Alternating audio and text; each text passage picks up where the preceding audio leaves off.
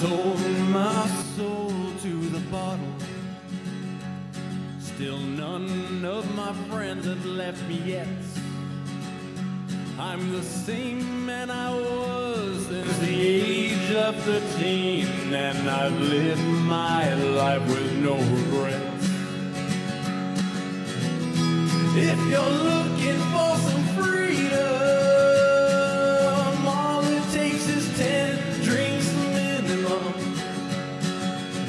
If you're looking for rhyme or reason,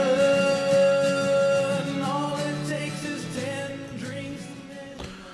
Okay. Yo. We are live. Let me turn the cameras on. Hello. Yeah. 10 drink minimum live in studio. Hey guys, My name is Chris Burnett. James Smiley. Holly Bird. it's your boy Billy. And in studio with us from AMC's Comic Book Man, we have Ming Chen. What's up, everybody? How you doing?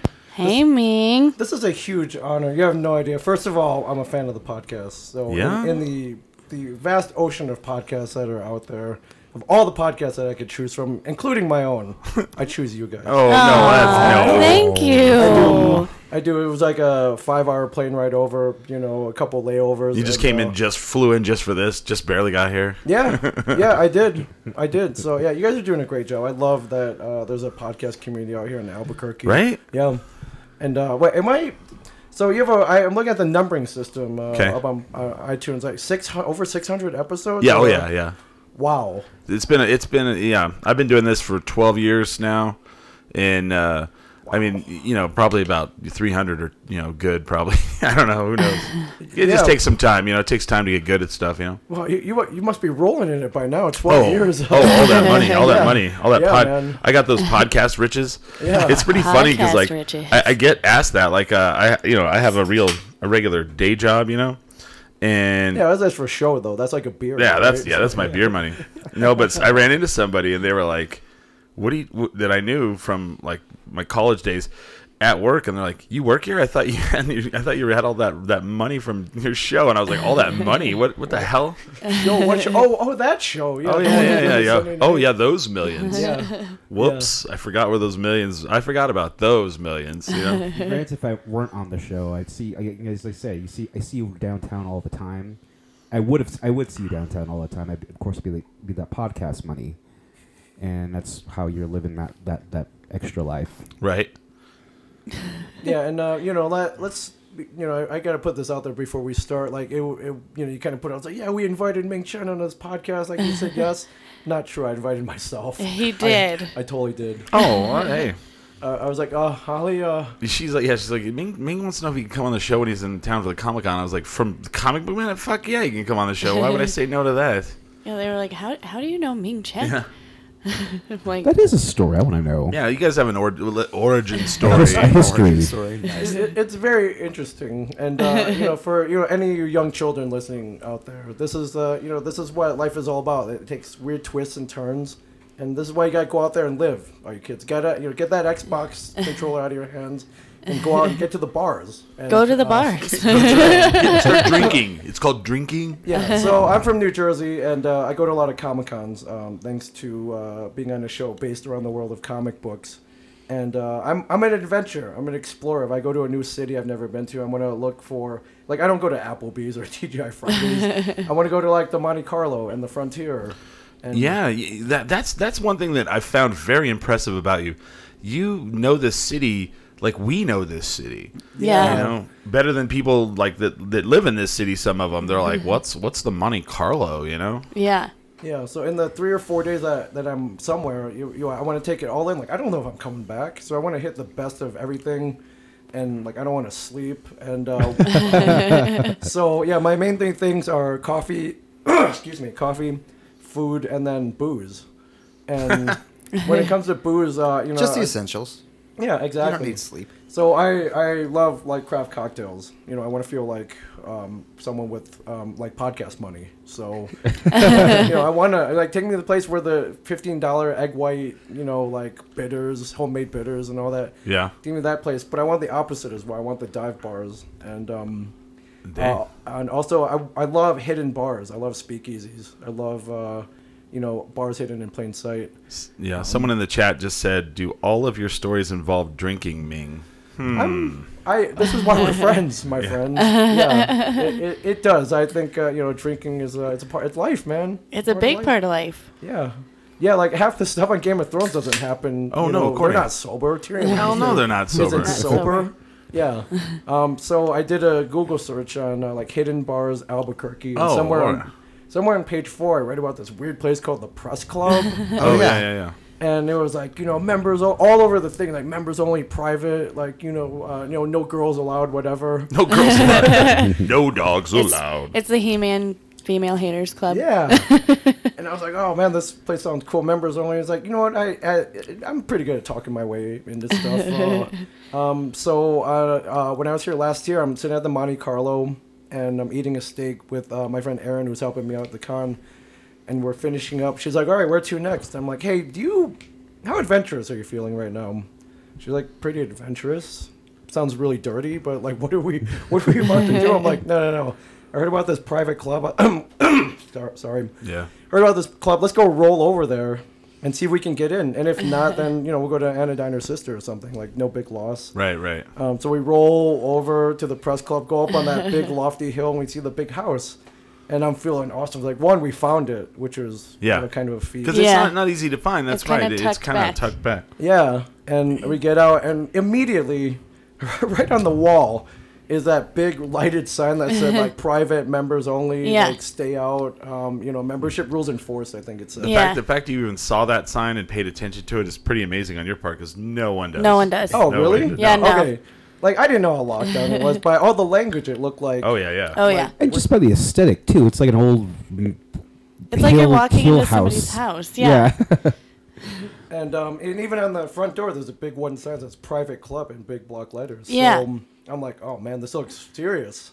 This is, not only that, but I'm already I'm hamstrung again because I'm Asian. Like, I'm not, I'm not white. So, like, that's, but outside there's a dude. And I think he's a doorman. He's smoking a cigarette, and I'm kind of looking at the sign and reading the rules, and he's like, hey, what's up? And I was like, oh wow, a lot of rules here. He's like, yep. Like, what's the deal with that? And turns out he wasn't a doorman. He was just some guy out having a smoke. Some dude named Clifton. So he probably wasn't a member either. He's just there, just chilling out. Oh, is he? Yeah. Clifton is a member. Oh, sorry, Clifton. Yeah, real friendly guy starts telling me about the history of the house, and there's a lot of those people that go there. Yeah. They know all about it. Yeah, and we were looking at the lights, we're having this conversation, and and I was like, well, I think I'm gonna try to head in. He's like, all right, cool. Just, if they say anything, just tell them you're with me. Like, oh, okay. Oh, yeah. That's how it works. So so that's pretty cool. So we go in and we sign the book. Like, we try to look legit, and like, I don't even know Clifton's last name. I don't even know how to spell his name. Yeah. I don't know if it's his real name. All PRJ. And so we send that. And we go down the stairs to where the bar is, and I see Holly Ann Bird slinging drinks in the back. But immediately is this air of immediately she looks at me. It's like, you guys members? Oh. Or it was more like, we don't allow Asians in here. No, it was not. No, Chinamen in here. And she's like, what's your name? She had that glass in her hand with like the rag. And it's like, oh, yeah. You a member? Yeah, she's all, hey, you guys members? Yeah, it was like Mo Sislak. Yeah. Members, and I'm like, oh crap, this is it. Yeah, right. Like Andre John's gonna bust through and throw us out. I'm like, no, but Clifton said we're with him. And she was kind of, is he still out there? Yeah, because he said he was leaving. That would have been awesome. She's all, Cliff died 10 years ago today. Out on the front porch. Yeah, sometimes dead is better. But yeah, and I guess I'm sure you were very suspicious still. I was a little suspicious. Well, because I knew Clifton was leaving. Yes. And I knew he had to leave because Clifton always left kind of early. He had his ritual. He would drink his couple of drinks, then he would leave. And so I was like, is he still here? And I think I asked one of the members, I'm like, is Clifton even still here, guys? Like, I don't think you're here with Clifton. And and then I think you said something like, well, what if I want to become a member? Yeah. And I said, okay, the forms are right there. Yeah. Fill it out. The staunch rules of the press club. Like when I joined, they were like, it's this much money and then another 20 for the initiation fee. And I was like, what's the initiation? And they go, no, initiation fee. And I go, yeah. But what's the initiation? And they're like, what do you mean? I was like, well, if I'm paying $20, what do? They dump oatmeal on my head. They pee on me. Am I getting swatted with the paddle? Is there robes and they're involved? Like, no. That's the fee is so the fee is the hazing. It's actually, they shouldn't have said initiation fee. It's Right. actually an application fee. Oh. Right. But- in the eyes of the law. So if you pay the application fee and you submit an application, you can be a member until they decide, whatever. So you're allowed in there. So I was like, sure, if you want to pay for a full year's membership, go right ahead. And I look at your form, like you put your credentials there, and I was like, okay. And I think I even said to you, like, they're going to, like, verify this, right? Yeah. It was like, there's no way I'm getting in here. And already, like, already the half female bartender was like, no. Like, So no, like, your name's Ming L. Farthingsworth. Right. Oh, Yeah. far You're things from, right. you're from but the I had North full Pole. intention of becoming a member because, like, I don't even live here. Like, I wanted to go home with tales of, like, becoming a member of this secret Oh yeah. Society. secret society press club. And so on the application, there are multiple tiers of membership. There's ostensibly it's for journalists, right? Like it's a journalist kind of clubhouse. So Right. Yeah. tier 1 journalists, which I'm not. I don't write for a paper or anything. And then there's like another one, and then the third one I saw was communicator. And Yeah. I'm like, communicator? I podcast. That's communication, right? That's yeah. And I was Oh, like, absolutely. well, yeah, that should get me in, right? So I signed up as a communicator, and my friend Aaron, who was with me, I see that under the spouse, you can sign up with spouse for another $20, and we're not married. Like, I just met her. I'm like, well, if anyone asks, we're married. Yeah, just for the $20 I can get you in here. I think so, we took a picture of our cards last We night. did. I forgot We did. about that. We We all did. threw our cards out on the table. Yeah. Our press club memberships. Yeah, Thank you. we're slinging it, and then I put my dick on the table. That deal. Yeah, that dick. And so I gave you the money, and Yeah. that prints you a receipt, which lets you become a member until they tell you you're not, or you're in. Right. Yeah. And I came back every night Yep. during my trip. And I think it was fate. Like, you warmed up a little. I warmed up little quite a bit halfway She through did the actually. night. Yeah, we became fast friends. Yeah. 'Cause, I like making friends. I started talking to Holly. I was like, well, what do Yeah. you do when you're not here? What's your passion? You're like, comedy. Yeah. It's like, I know some funny guys, and I think I told you how I worked with Kevin Smith. Yeah. And then that gets you into anything. Like I could probably get laid off of that. Probably. And then I breathe the same air as him. Oh yeah. But yeah, I think that you warmed up a little bit after that. I or a did lot. warm up I quite a bit. Tipped well. He did tip well. Yeah. And then now, fast forward to now, we drunk text each other all the time. I know, it's crazy. Yeah. What, you yeah. drink? I didn't even know you drank. You drink me? You That's drink? so You like, weird. you like alcohol? Wait, what? Yeah. Yeah, well, that was the cool. what? So I went back the next night. You weren't even supposed to be working that night, but I think you had to fill in for somebody, or you may have been even hanging out. So Yeah, I took that as fate. Yeah, and then I went in for karaoke when you went in for Yeah, karaoke. I went back Monday night. I wasn't even supposed to be there that night. But I had seen another friend who was hanging out in Albuquerque. It was her birthday. And I Yeah. was like, "What are you doing?" She's like, "I'm probably just gonna go to bed." And I'm like, "What? You're turning 23?" It's like, "Oh no, not on my watch." How dare you? Yeah, so I changed my flight to the next day. I took her up to Meow Wolf. Oh, and dang. Then Nice. we went and ate over at Sadie's. Ugh, Big birthday Sadie's. dinner. And I'm like, "Hey, there's this place I want to take you." And we went over, and lo and behold, there you are again, There I was. stalking me. I know. I was totally stalking Ming She was Chen. at Meow Wolf? At her own. No, at the press club. At the I went press back to club. The press club. Oh, Yeah. I was like, yeah, if she was at Meow Wolf, she It would have was. been a little weird. She hates that place. I'm just kidding. Hey, I'm kidding. She likes it. blasphemy. I love No, that Meow place. Wolf's great. And I'm pretty sure, we karaoke Don't Stop Believing together. We and did. That's instant friendship right there. my Instant friends. friendship. Yeah. So So is Albuquerque actually?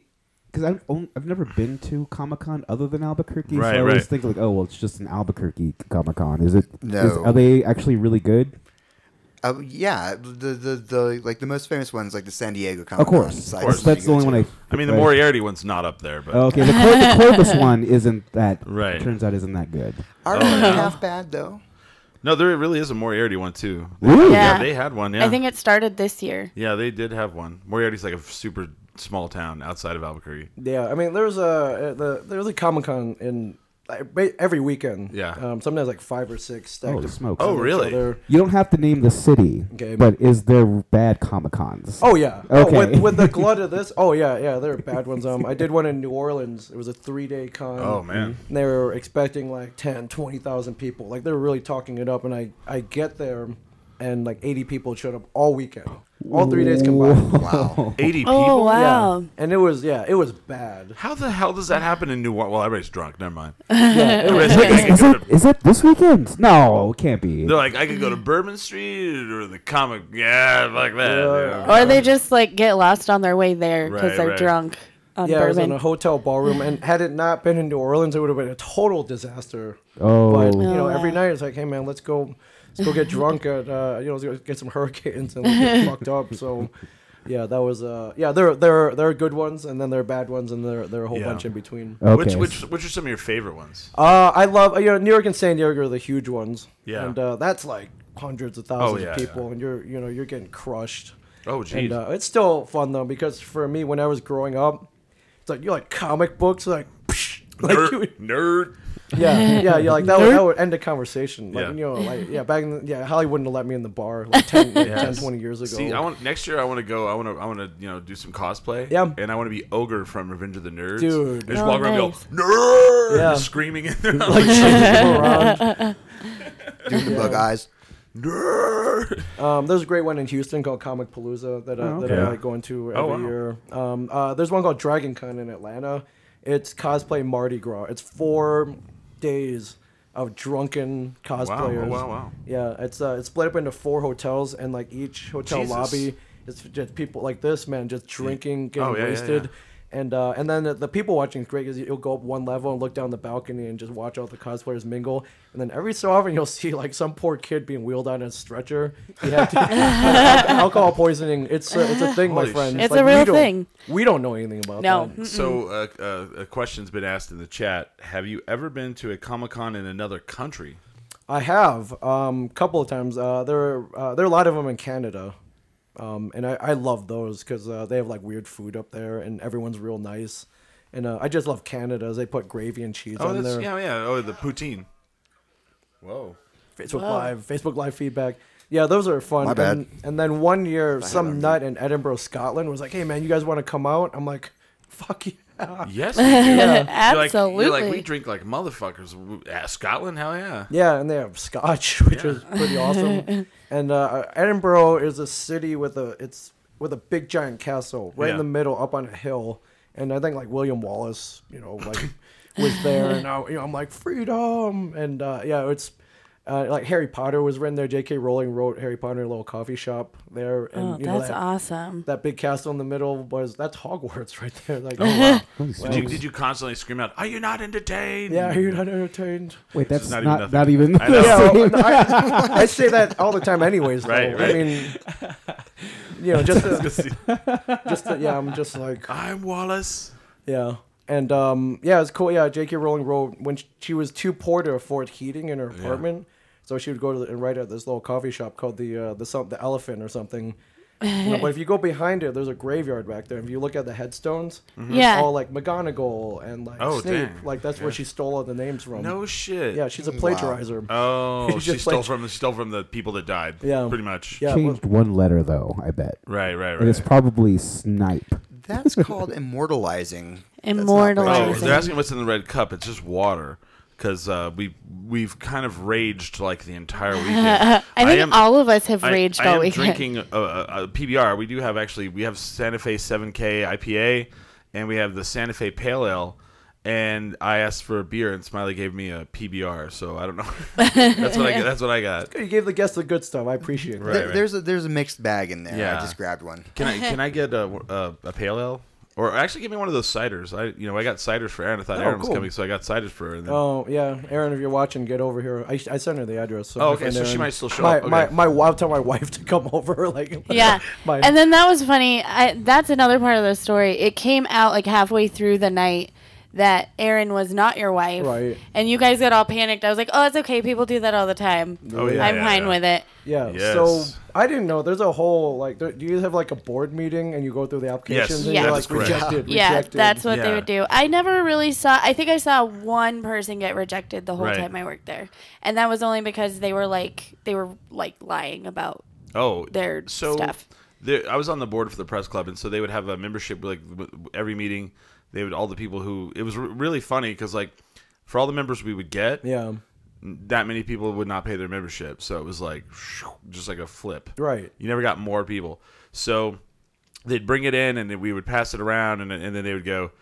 I just looked through it, and I'd be like, well, I don't know any of these people. I mostly looked for people that I knew that I probably didn't like. Right. And I'd be like, we shouldn't bring this person in. Yeah. That's, But- yeah, but I never- mental. Ew, no. But it never happened. So they were. I'm not gonna say they weren't strict. They were pretty lenient on. They're like, anybody know any of these people? No. All right. Well, they paid, so cool. So we'll just do it. I did see one that got rejected, and that was it. So Yeah, Ew. but I thought mine would be red flag for sure. One, Asian name. Do you get a lot of racism towards you for being Asian? No. But, I mean, I can't. I can't help, right? Like, I was gonna say we have a really large Asian population really? in this town. Yeah. yeah, and yeah, I wouldn't. I don't know. I don't really think people are racist towards anybody for anything here.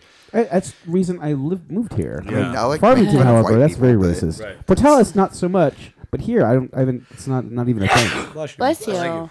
Well, I didn't see Asians at the library last night, so that was my basis. That's true. Yeah. That's fair enough. But yeah, so were you at the meeting when they're? Well, we had No. become friends at that point, so we had texted, Yeah. and I'm like, and you were like, "Hey, I'm gonna vouch for you." I'm like, "Really?" Yeah. So I'm like, "All right, I'm." I in was now." your I hope she Sponsor. made it seem like, oh man, I'm really fucking. I'm putting my name, my good name, Yes. My on the line good for name. you. my reputation, my good reputation. You better not sully my great If you reputation. fuck me, ugh. Yeah, that's really how that went. Because Nice. I really do have just a great reputation for being a really, really stable, normal human being Yes. Yeah. in this town. Yeah. So at every I Comic-Con, like how you said that with a straight face. Can I ask how many you do a year? I either guested, as in, they had me as a featured guest at a con, or someone I just went to for networking or to have fun. Like last year, it had to be close to 30. So that was like 30 wow. weekends. That's like one every 2 weeks. Yeah. do you? So I mean, you don't have to answer this, but I mean, is that like your income right there? Like you, It's easy money. So I wouldn't. That's it's fair. like part of it. It's part. It's yeah. Yeah. You can make some good coin. because they doing pay it. you, they pay you to be there, and then you can sell like photos of yourself. Yeah, that's where you get the money. So you gotta kind of hustle a little bit. Because okay, so I hosted a panel, and they were like, well, and I didn't realize this, but I guess some people don't like some of the guests don't like the panel part because they'd rather be on the floor. Yeah, I mean, it's an Yeah. hour where they can't make money. Right, But right. it's also a little marketing. You Right. have a good panel. It's like, hey, come Yeah. see me at the table afterwards and buy an And autograph. I'm not talking about any people, but that definitely was a thing. Oh yeah. Whenever we got to they were like, we'll introduce you, and they were just like, how long is this thing? How long are we gonna be out there? They were not, Right. yeah, Yeah. they were not excited about being out there for an hour, Yeah. which. But- I was way more excited than they were. Yeah, and I think you. This kind of fell in your lap because our friend Sully. Sully found out that you love wrestling. Oh no, yeah, we've had Sully on the show, and Yeah. I interviewed his uncle Tonga Tom, That's awesome. and from Highlander, Yeah. in the movie Body Slam, so he knew, and then he saw me there, and he's like, got him, that's perfect. I was super excited. To do Yeah. that. Can we Yeah. tell the best part of that story, though? What's the best part of that story? About how you almost turned it down. That's not the best for- part of the story, but go for it. Wait. Well, I think it's the Yes. funniest part of the story. So for me, the best part of any story is always the funniest part. So go ahead. You tell me. First of all, I got to do the panel at Comic-Con for the WWE wrestlers that were there: Goldust, Kane, and Lita. Yeah, So legends. that's legend. Legends. Lita's a Hall of Fame wrestler. She had her Hall of Fame ring on. So, and I'm so Solly's like, will you do this tomorrow? And I was like, well, what time is it at? And first he said 2. Yeah. Yeah. Well, I'd already, my coworker who I have to see every day, has been planning this Smash Brothers tournament at his house at 2. I know, I get it. It's super nerdy. You had a prior commitment. There was money on the line. And so then I had to say no because I was like, I had already said yes to this other thing. Then he goes, oh, wait, no, it's at 1. And I'm like, oh, all right, yes, I will do it. I just like that part of the story because I think it's adorable. No, that's awesome. I'm sorry. I got this tournament for money. Yeah, what are you doing? You're playing Smash? Smash Like it Brothers. wasn't like like grandmother's funeral. Oh no, or- my grandmother, my dad's side. If it was her funeral, she would be pissed if I went to her funeral and didn't do that. Yeah. She was a big wrestling fan. Yeah. So I mean, you awesome. may have a permanent job now as the Man. Comic-Con panelist. They want podcasters. I would totally do that every time. Yeah, they want podcasters because they know we can, 1, keep a conversation flowing. Right. 2, we'll do our homework, and and 3, there'll be no gaps. No, And, no dead air. Right. You would dead hope air. that, right? Yeah. Yeah. So yeah, I was trying. I was like, I'll tell from my part of the whole thing. I'll Okay. tell a little bit about it. Yeah. How was it? I was usually. Okay. The audience part doesn't scare me. Standing in front of a crowd, talking on a microphone, does not scare me Okay. whatsoever. Standing in front of 3 people that I've watched my entire life and hoping I don't fuck up and say the wrong thing to them Right. and they get angry, that scared the hell out of me. And one of them was like clearly irritated, Yes. not happy to be there. Yeah. And I was trying my best to like win them over, Yeah. you know, and it didn't happen. But the other 2 people were absolute amazing people, Yeah.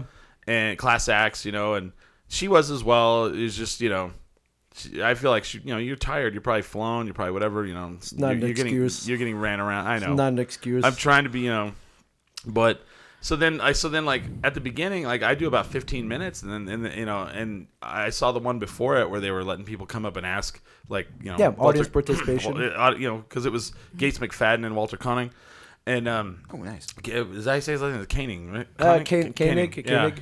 It's Chekhov. It's Chekhov, and they were letting people Chekhov. like line up. So I was like, "Does anybody want to ask a question?" One guy, Yeah. one guy, What?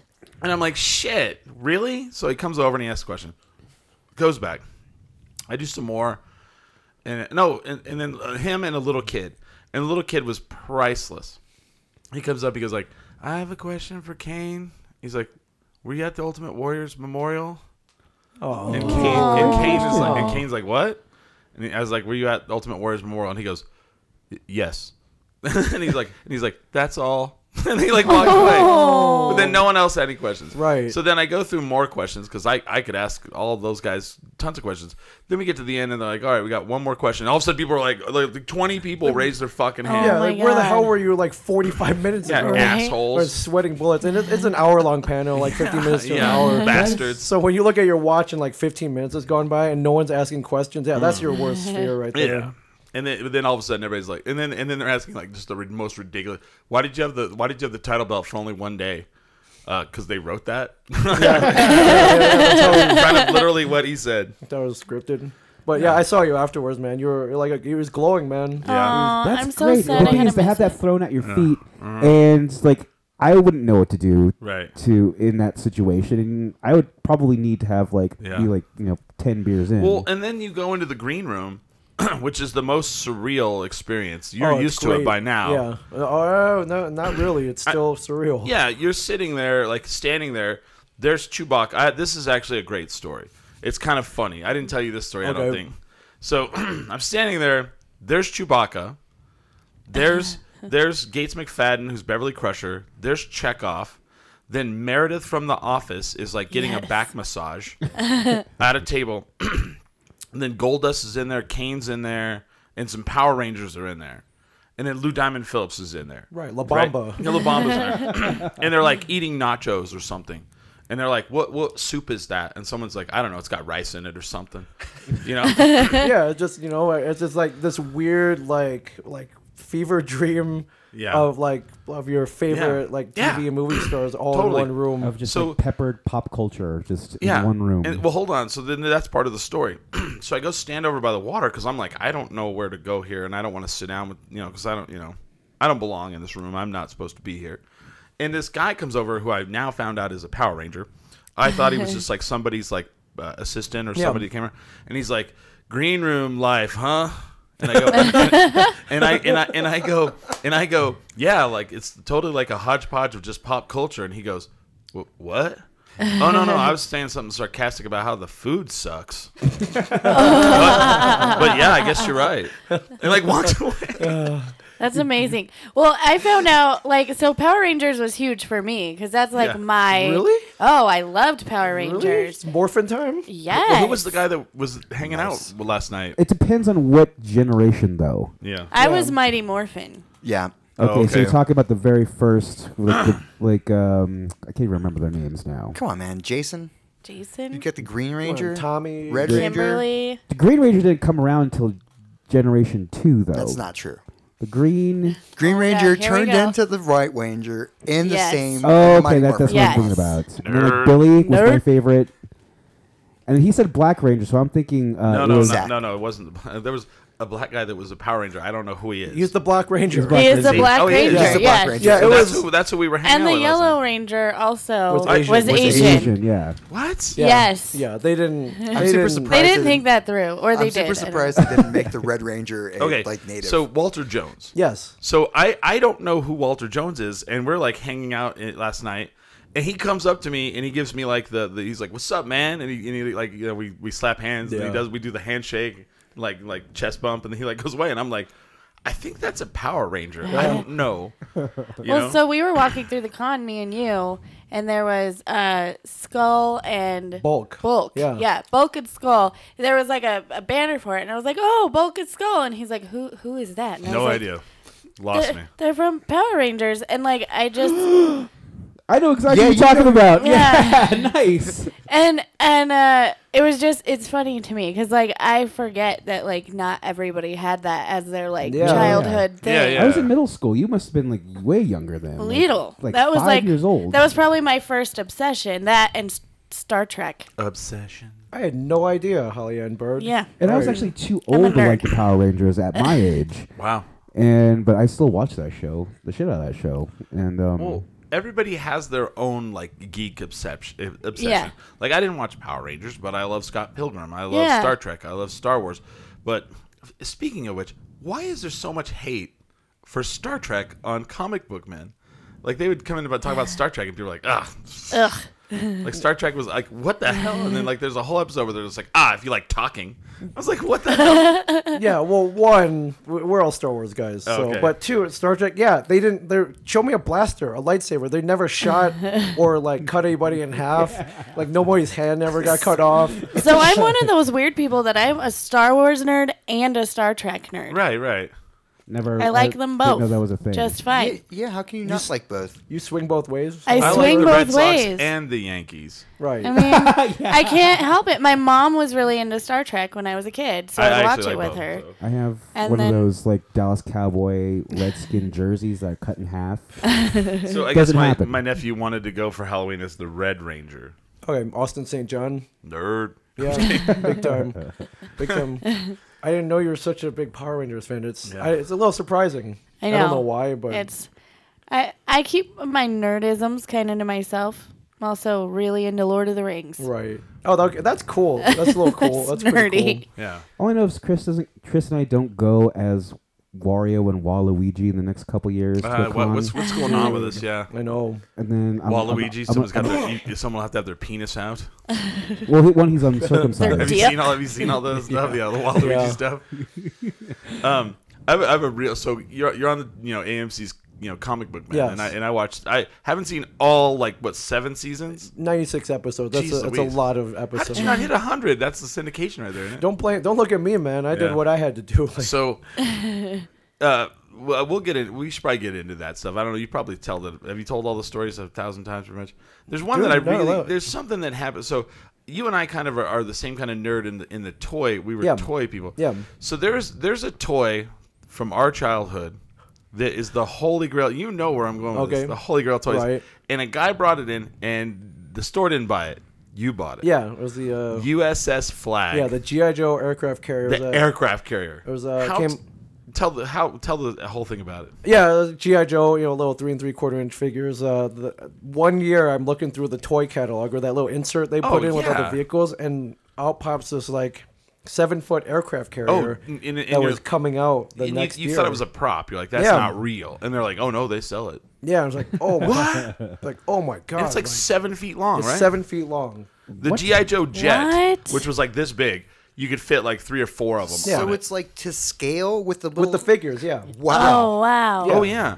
So this guy brings it in, and him and the guy like set it up because Yeah, you it have was in pieces. So we build it. It takes us an hour to assemble it, and then we're playing around with it. And I'm flipping out.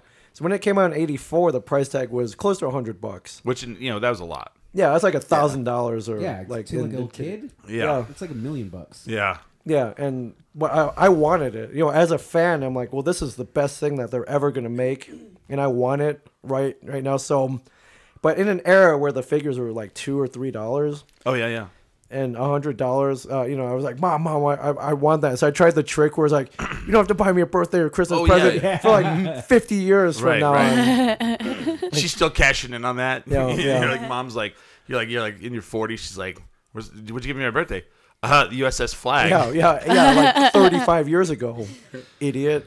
So it was, so and she was like, how much is it? And it's like $99. Like, no way. You got to be crazy. Yeah. I mean, she flat out. She I'll basically mow the laughed lawn. in your face. I'll take out the trash. Yeah. Yeah. It's like, oh, what, like a $99, like rent? he says. Yeah. Yeah. It's like, our house payment. Yeah. Yeah, so eventually I gave up on the dream of owning, a 7-foot aircraft carrier. But of course, that Christmas, you have the asshole friend that lived behind you whose Who gets one? his parents just got divorced. Of course he got Oh, one. of course he got one. Oh. His dad, who they made move out, was trying to the buy his love. love. Find the love. I remember he called me. And he didn't have the mortgage. Well, I guess he had a mortgage still, right? Well, he probably had to go to an apartment, so no, just rent. Yeah. And he calls me. He's like, "I got it." I'm like, "Got what?" He's like, "The aircraft carrier." And I'm like, it's the thing where you cover the thing." Like, fuck you. Oh. Yeah. And then I was like, "I'll be right over." Of course, and I went. He let me put the stickers and shit on it, but Oh man. but in the back of my mind, I was like, "Fucking asshole, man." Yeah. I can't believe he got it. And, So my question is this: where the hell do you keep that thing? well, so I was like, yeah, I'm gonna take this home. Like, I'm gonna show my kids like how cool my toys Your were. wife's like, what in the fuck? Yeah, and I don't know if you know anything about New Jersey. Yeah. The housing prices are very high. So I live in a little Yeah. townhouse. I got Okay. 2 kids, and I don't have a big place. I don't have the man cave. I don't have a basement. No. So I'm like, well, where am I gonna put this thing? Like, is it gonna be my new bed? Do you have to hang it from the ceiling? Yeah, it's or like a something? Murphy. It's a Murphy aircraft carrier. So you flip it upside down and put it on the ceiling, and then have everything attached to it. yeah, so I took it apart and I put it in the basement of the store. I was like, all right, eventually I'll truck this as storage, and then I'll figure out a place for it. And it sat in the basement of the store for a couple of years until damn. one day Walt, who's the manager of the store, was like, dude, you gotta get this thing out of here. And I'm like, it was like it got kicked out of his apartment. Like, maybe I can my aircraft carrier crash on your couch? So I ended up we assembled it at the store, and I was like, you know what? If I don't want to sell it, of course, Right. but if the right offer came along, Someone bought it, huh? I'll entertain it. And this dude came in. He was like, "Oh man, I always wanted one of these as a kid. Yeah. I want to buy it and give it to my kid. Like, is it for sale?" I'm like, I don't really want to sell it, man. But throw out a number, and we started talking. He was like, turns out he's about to build a brewery in like literally a block down from the store. Oh, nice. And So you could come and visit it. yeah. So he's like, hey, Nice. how about if I give you this much, and when I build that brewery, like free beer for life? Oh, shit. Oh, that's a good Sold. price. That's the right offer. Yeah, and I'm like, Score. my friend, we have ourselves a deal. So I end up selling it to him, and his brewery should be up within a year or so. It's called Wow. Ross Brewing. I'll give him a plug because he's actually now sponsoring our podcast studio. Oh, shit. Okay. cool. Because someone That's actually tight. said you should have put it in your studio. Yeah, I know we didn't have it then, and now I kind of like, yo, man, Yeah. can I have it back at the? I know the beer's great and all, but Would Yeah. you say that is the rarest or like the most valuable? Not rarest, but definitely probably one of the most valuable GI Joe. Like, well, I mean, they anything. couldn't have made a whole lot of those. Yeah, it was like if you went to the Toys R Us and they had one, it was like a Yeah. refrigerator box. Oh, dude, yeah. There had to be. Oh, wow. There had to be people that were just when they made it, they're like, man, we should fucking make a aircraft carrier. Yeah. That'd fucking blow their minds. Yeah. That's how all good ideas are born. See, my sister, she chimed in. She's like, yeah, you were really into He-Man, which I was. Yeah. I was really into He-Man. And it's funny because like He-Man was like the ultimate like easy toy for them to make because they just like used the same body and just painted it different. Yeah, you know? Like put a dude with like gills on it. Yeah, this or guy's whatever. green and he gets in the water. Just same, different like heads. the same like muscular Different frame, and then it's just they color difference or Yeah, this guy, he's got he punches. Let's give him a bigger fist. Yeah. Just one though. Like, One I know bigger you guys fist. aren't going to be excited about this. You guys are going to be about as excited about this as I am about the aircraft carrier. Okay. Okay. So, my aunt got me the Barbie yacht when I was a kid. That's badass, And fucking it was amazing. huge, and it had a blender on the back, which would never happen now. But Like, wait, a real blender? Like it was plastic, and it had these powders for different cocktails. Wow. Margaritas? It had like a margarita mix, a daiquiri No mix. That would way. never happen It's just, now. it's just getting you ready for like middle-aged rich woman white life. you Yeah. know? It was man. getting me ready to be a comedian bartender. Yeah. You Or know what that, I or mean? that. And I look back on that and I wish I hadn't have played with it so much because it's trashed now. Yeah, but But that's the part of I it. had so many good memories. And the little blender, you would blend it. So my great aunt got it for me. And she would get me the refills for the blender What? too. Yeah. That's awesome. And it was like the nicest thing I ever got because my parents weren't, Yeah. well off when I was Yeah. a kid. And I also had one of the like huge Barbie dream houses and stuff. And I think that's still at my dad's house. But the yacht, my dad was like, we are not keeping this anymore. So if I ever ran across one of those Barbie yachts again, Crystal would be very disappointed because it would go in our dining room. I just remember like when I was in elementary school and some girl brought in the strawberry shortcake like dolls. Yeah. And I was actually like, wow, these are pretty like well made and like they all were scented. Yeah, they smelled good. Yeah. They smelled good. So did you guys ever have like stuff like that where at the store people brought in like girls' toys like? It's happened, yeah. Yeah, was it just rare? On the show, someone brought in, it was the Halle Berry Catwoman, but they made a Barbie out of it. Yes, I had that. one. I saw that episode. Yeah, and of course they then got- right away you guys just start trashing the movie right Yeah. in front Oh, of that them. movie's awful. So bad, yeah. Yeah, but like as a novelty, like as something like, who would want this? Like, how much? Like, Oh, make yeah. me an offer.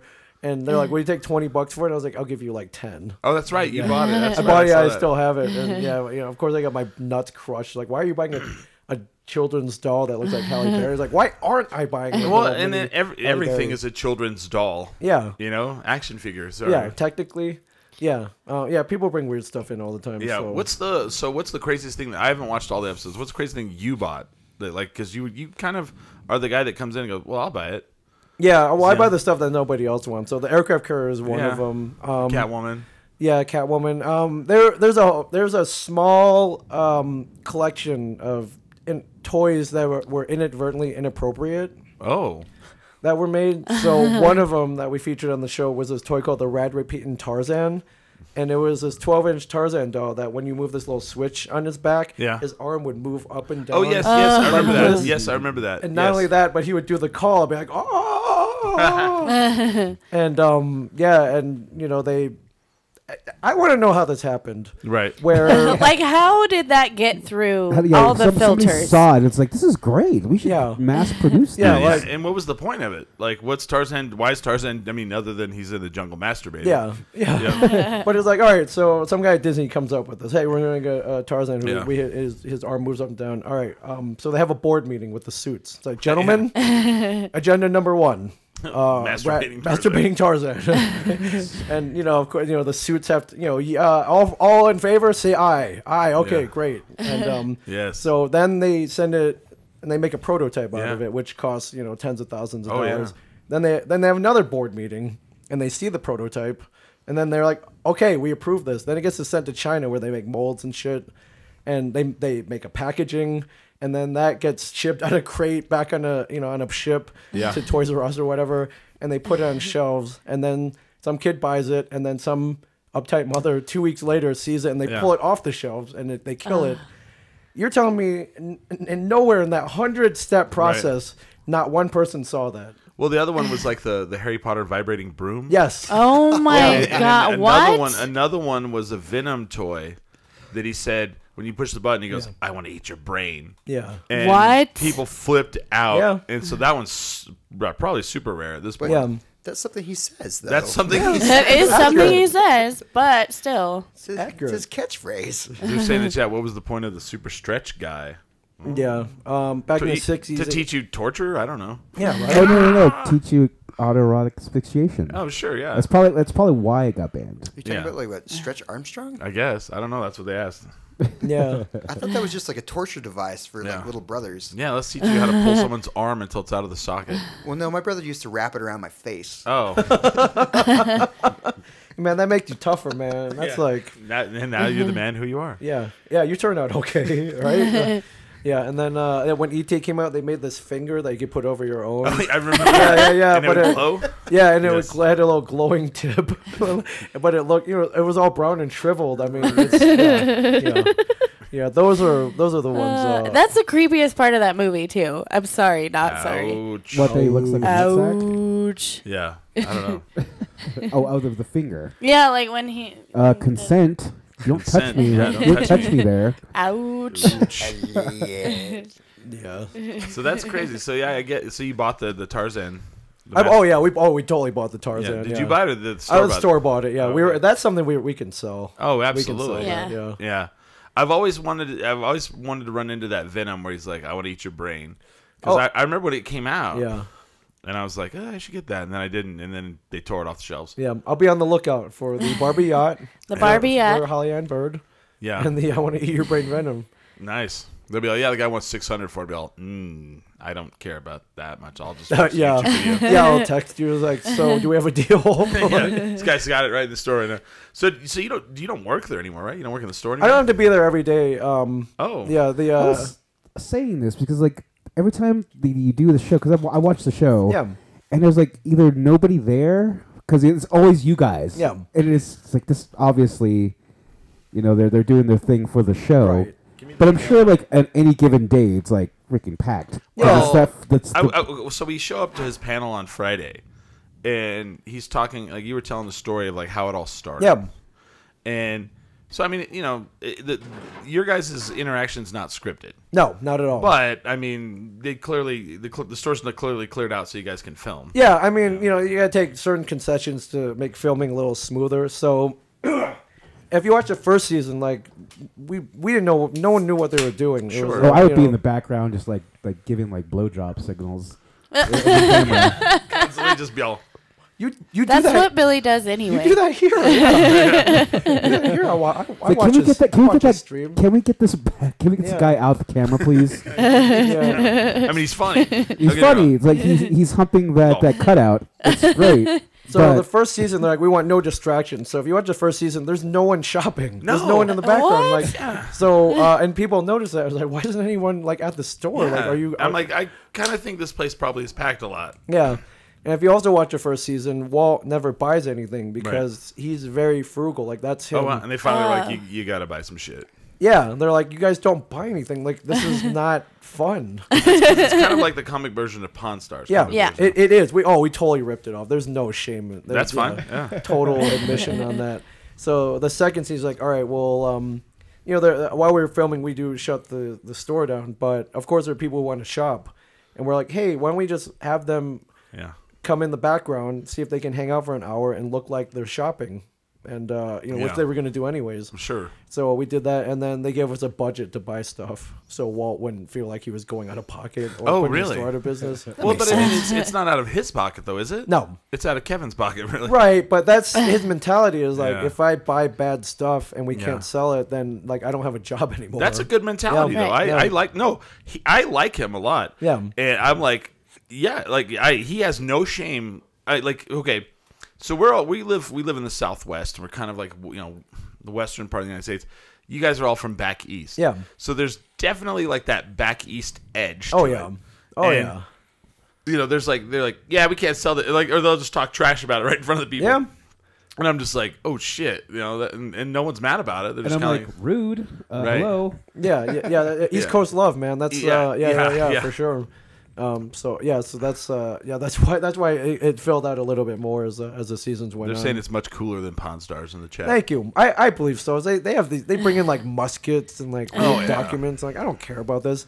but the G.I. Joe aircraft carrier, Dude, I was like, when that guy brought that shit in, I was like, oh fuck yeah. Yeah, or like Migos or the Planet of the Apes treehouse. That's cool, man. Yes, I saw that one too. I was like, oh shit. Yeah. Because I mean, you and I are almost the same age, so there's definitely like that toy, and there was definitely like we were talking last night, like. I never got the Boulder Hill playset, and that was what I wanted from Mask, and that was like I wanted that so bad, and that's when I got into GI Joes because my dad was they went to buy that, and my dad's like, nah, he wants this tank because my dad was in the military, and my dad wanted the tank, I think. So then, definite, yeah. So he got the tank, and then I was into GI Joes, which I thought GI Joes were cool. Yeah. I never. The funny part is watching that Netflix documentary, like Toys That Made Us. Yes. When they talk about the G.I. Joes, and they were like, we didn't have enough money for like 8 figures, so we had to like take the paint off of one of them, and then they're like, oh, well, he's a ninja. Yeah. And then that's like the most fucking popular. Yeah. Freaking Snake Eyes, man. I have a painting of Snake Eyes in my room. No, really? I'll bring it out and show it to you. Think of any other action figure that you could attach to a bottle rocket. Yes. None. Yeah. He's going to space now. Yeah, no, I'm putting Quick Kick on the bottle rocket because no one cares about the guy who looks like the Kung Fu Master. No. Well, can we also mention that you guys, as the people in the show, are more entertaining than Pawn Stars. Sorry, not sorry. Right. Like, I like Pawn Stars just fine, right. but you guys are way funnier. Well, hold on. Let's tease that because we're right at like the first hour ending. What? Yeah, I know. It fucking goes, right, man? It just flies by. So let's do some. We'll tease that because we'll talk about Comic Book Men a little more, kind of like how it all started, the genesis and all that. Because I heard a little bit of that, and I was like, yeah, we'll talk about that. I want to hear about Holly's night last night. And we'll tease that as well. And we had a good night too. Let's not beat around the bush. All right, we'll talk about Comic Book Men a little bit, and we'll kind of tell about our rampaging, crazy drinking, man. Albuquerque. Yeah. So we're gonna take a little bit of a break. Does anybody have anything to plug? I don't. You don't have anything to plug? James, anything? Keep watching Midnight Texas. It's on. Maybe they'll bring it back on Hulu. Yeah, hopefully they'll bring it back. I would really like a 3rd season. Yeah. Holly, what do you have coming up? I have on February 1st, I'm doing a comedy show, and it's kind of weird. We're going to do comedy therapy. So we're going to use our jokes to be therapists and patients on stage. I know that sounds weird, but it's going to be pretty cool. And I'll give you guys more details on that in the second hour. Ooh. You also have you and us. Oh, yeah. We're going to be in a comedy festival in Trinidad, Colorado. Oh, yeah, I forgot. Yeah, Southwest. Sorry, Carlos, I forgot about that. The Southwest Chief Bicycle Comedy Festival. Yeah.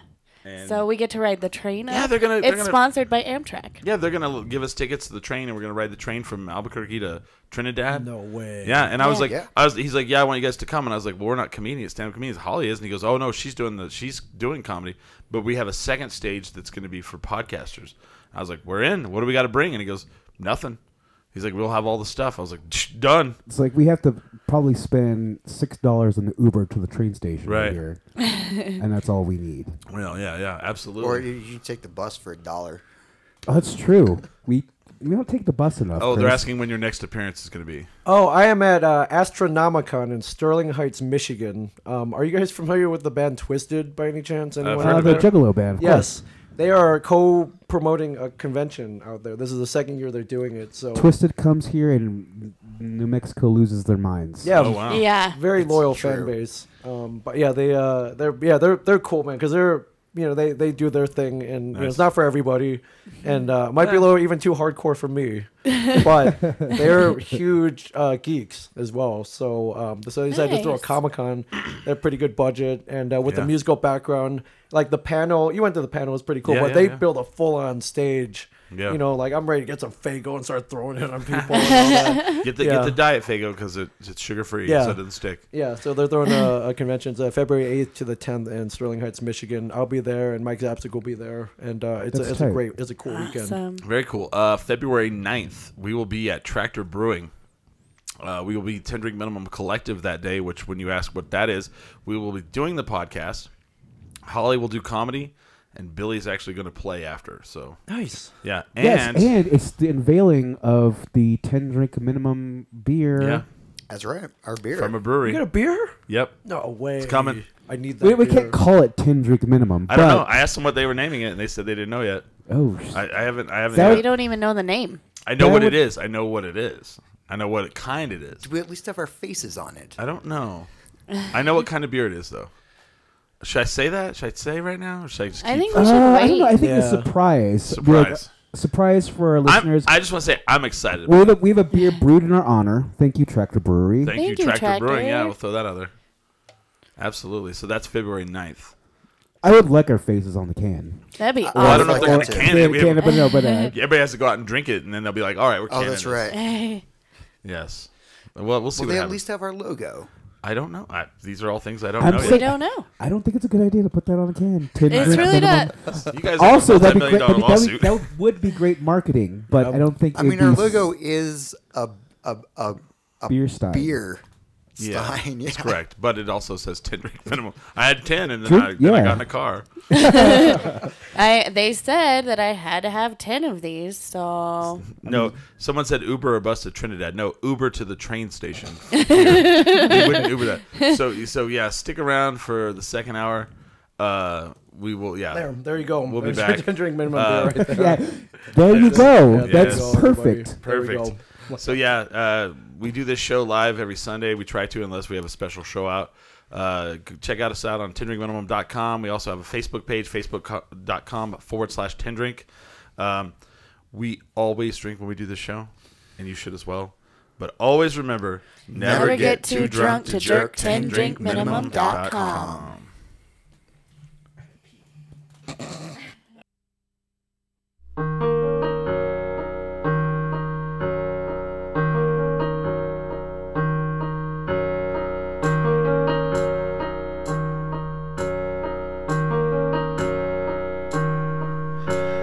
All accounts you had built towers and later. Not here was stay on appearance of souls by your subjects. Steal your thought. Don't you come this way. What's the use of fire if you can't burn a sea for all to declare? My fate was not the same as everyone is slave.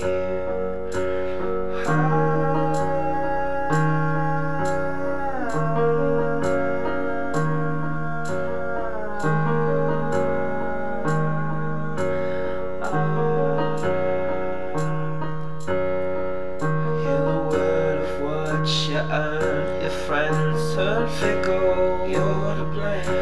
The envy veers to jeers as the glass they throw it break. Walk this way. Was I that incommodious? Can I plead to keep my head? My fate is not the same as everyone I slay.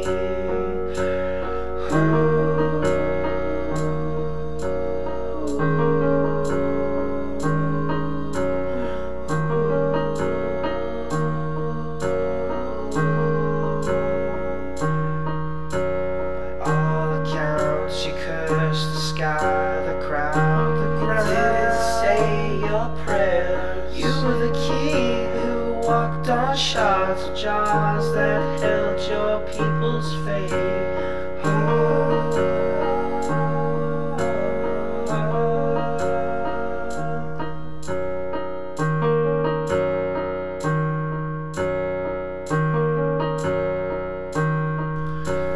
Now here lives my mind will be clear before my head rolls. Now here lives my mind will be clear before my head rolls. Chop. For all the years that I came away strong, there was no use crawling to the understand. I'm speaking of wishes and morning days, they can be better. Don't assume right, I'm just way high. The world's apart and I wanted to say if a potion for us, what could be better? How do you do that? To replace all, I'm back to my dream started. One day next to you.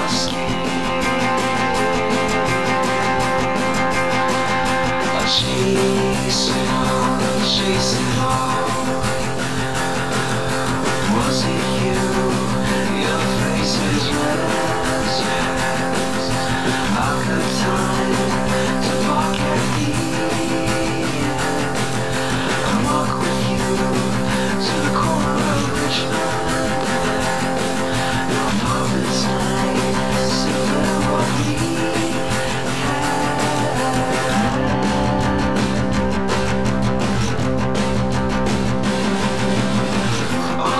I came to strong, there was no use crawling to the step. I'm speaking oceans, more than days, they could be better. Don't swim away, I'll just way high, the world's apart. And I wanted to save a portion for us, what could be better? How do you do that? To the place on our back to my dream started one day next to your skin. I'll chase it all, chase it all. You hear that sound? It's a sound you taking back. Your eyes say no, that look is mine. But I said for an asshole right in yes. Come on, just a slice of what we had.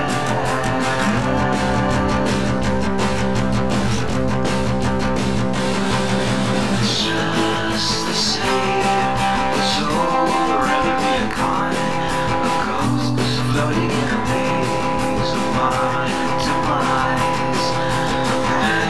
That's a sad second time machine to take me to the dawn of when we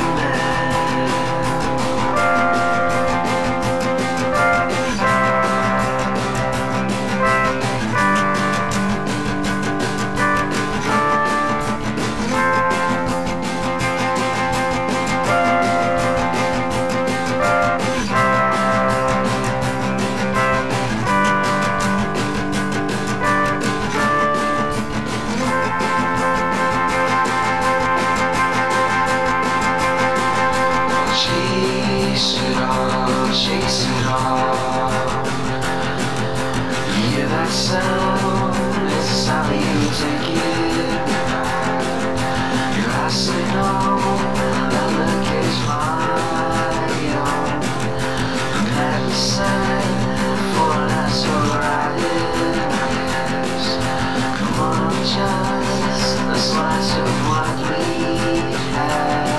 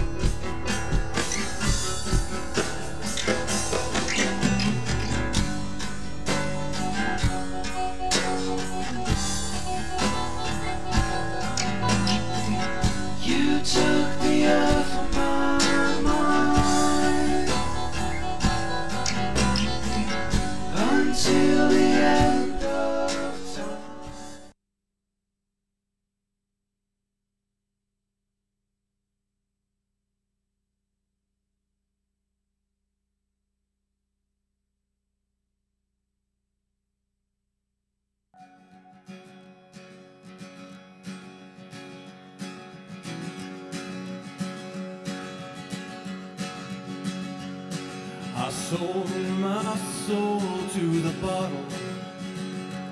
Still none of my friends have left me yet. I'm the same man I was since the age of 13, and I've lived my life with no regrets. If you're looking for some freedom, all it takes is 10 drinks minimum. If you're looking for rhyme or reason, all it takes is 10 drinks minimum. Oh, yeah. We're back live. 10 drink minimum. Wavy hour. Wavy hour. Wavy hour. It is the wavy hour. It is. We have from AMC's Comic Book Men, we have Ming Chen. What's up, everybody? Man, did you ever think, like, I mean, I'm sure you didn't think in your life you were going to be, like, famous from, I mean, did you just kind of fall into it? Or, I mean, how did that happen? Oh, yeah, I totally fell into it. I thought I was going to be, like, delivering Chinese food for Yeah. a living. Because that's something I knew I could do, like, reasonably well. I mean, I work with Kevin Smith now, which is, like, every, like, either film fanatic's dream Yeah. or every fanboy's dream. Right. But I fell into it because I was a fan. When I was in college, I saw the movie Clerks in 1994. Great film.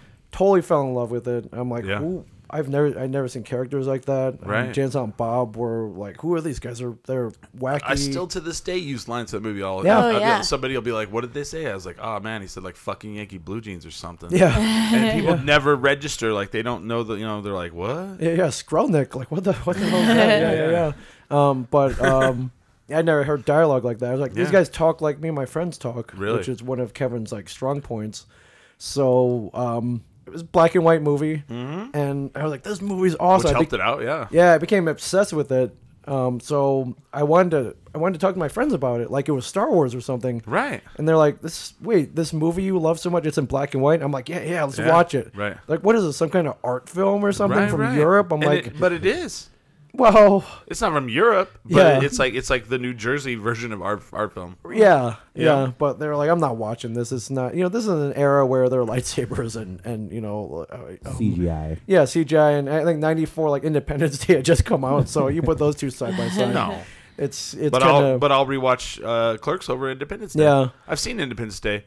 yeah. But Clerks, you're like, fuck, man, I missed that part. I never noticed that. Yeah, You're like, yeah. this little shit, Yeah. You don't suck any dicks in the parking lot. Right. Parking lot. 37. 37. Yeah, so I was just starved Still to get, quoting it, yeah. when you're a fan, you want to share that fandom with other people. No one wanted to share it. So I was like, I was learning how to build websites. At Yeah. the time, it was 94. So there was, If you could build websites in '94, you were pretty talented. yeah, man, you were like freaking Matthew Broderick or War Games. Yeah. Like, would you like to play a game? Like, yeah. So I was like, well, I'm going to build a website. I was really bored one day. I'm like, I'm going to build a Clerks website. And I'll put my email address on the bottom. And I'm like, hey, man, if you're a fan, like, contact me. I want to geek out with you about this movie. So I made this website, and there were a couple other ones out there. And if you remember websites from that back in Yeah. that era, they were pretty crude. Well, the Space Jam one still exists. yeah, It does. Yeah. yeah, it was like a bad background and like block lettering, Yep. and it wasn't that great. So our website, pretty much. And the thing is, like, kidding. websites back then, like, I remember when, like, GeoCities came out, like, like I started using that in, like, 2000. So you were, like, way, like, 7 years ahead of the game. Yeah. So I was like, well, I want to build one that's better than these guys is. So I went to Tower Records, and they had a Clerks Laserdisc, which Oh, wow. anyone born before 1990 has no idea what I'm talking about. No, yeah. But the Laserdiscs were kind of like a cinephile format where Yeah. they would put cut scenes on there. There was an audio commentary, like everything you get now for $10 on a DVD. Right. Except it was like this big. Yeah, It was huge, yeah. No, someone brought the original Star Wars films into on comic book Yeah. on Laserdisc. Yeah. And they were like, well, no one has a player. Yeah. Like that's actually a player would be worth something probably now. Yeah, for sure. So I'm like, wait, this has all this like cut scenes and stuff. Like, I'm gonna take all of that. I'm gonna rip it off the Laserdisc and put it all up on my website. So I have the coolest website ever.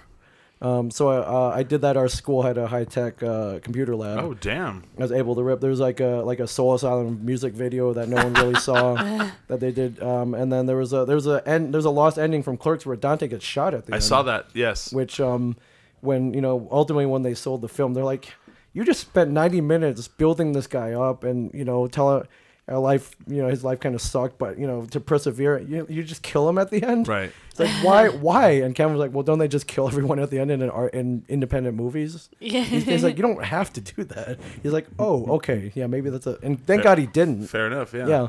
So I ripped all that stuff up. I put it on my website, and then one day I get a call, and he was like, hey man, this is Kevin Smith. Oh shit. Whoa. And You're I'm like, yeah, sure, Rick. yeah. Yeah. I'm like, no way. He was like, who the hell is this? He had tracked down my number and he gave me a call. But while he was talking to me, I'm like, oh crap! Like, we have to burn down all my computer gear now. Like, surely he's calling me to tell me that the FBI's after me for Cease. yes. There's a thing in this country. It's called copyright law. I don't know if you guys are familiar with that. Right. Yeah, in China, there's no such thing where I come from, but in this country, it's frowned upon to Steal things. Yes, to steal things. But luckily, he was like, hey man, I saw your website. I saw what you did. Like, man, you put all the cutscenes on there. That's genius because like. No one has a Laserdisc player. Right. No, unless you're a hardcore movie fan. Like, I'm really glad you did that. Everyone can see all the cutscenes and all that. It's like, hey, you think you can do more of that? Like, I'm starting a production company. I'm making this movie called Chasing Amy and then Dogma after that. And I have plans for, like, a whole thing. You worked for him during that time period? That time period had to be fucking amazing. Yeah, so, 94 the movie came out. I did the website right before 1996. And then he was about to go into production on Chasing Amy when he called me. Wow. And he was like, hey, man, like, can you do more of this internet stuff? This interweb thing. Internet stuff. For me. And I was like, let me think. I was like, yes. So that's how we got together. Wow. I built That's amazing. Yeah, it was crazy. I built a whole site for his production company. The main thing he wanted on there though was some kind of chat room. He's still an AOL. Oh, member. like a forum. Or something. Yeah. Chat room. Yeah, like and I'm like, you want to like pick up women on this, like like they did in the AOL chat room. It's like, no, idiot. I want to interact with my fans. I want a way to interact with my fans. Like, there's no way to currently do that on the internet. There was no Twitter. There's no Facebook. No. Right. There was no Instagram. There was none of this. And I was like, well, that's kind of that would be tough because that would mean you would have to dedicate like an hour or whatever, like out of your busy schedule, to sit there and chat with people. It's like, you know what, I can set up this thing called like a message board where people can post questions and then you answer them at your leisure. It's like, all right, let's give that a shot, and we did, and like it kind of blew up, and we had this whole message board community.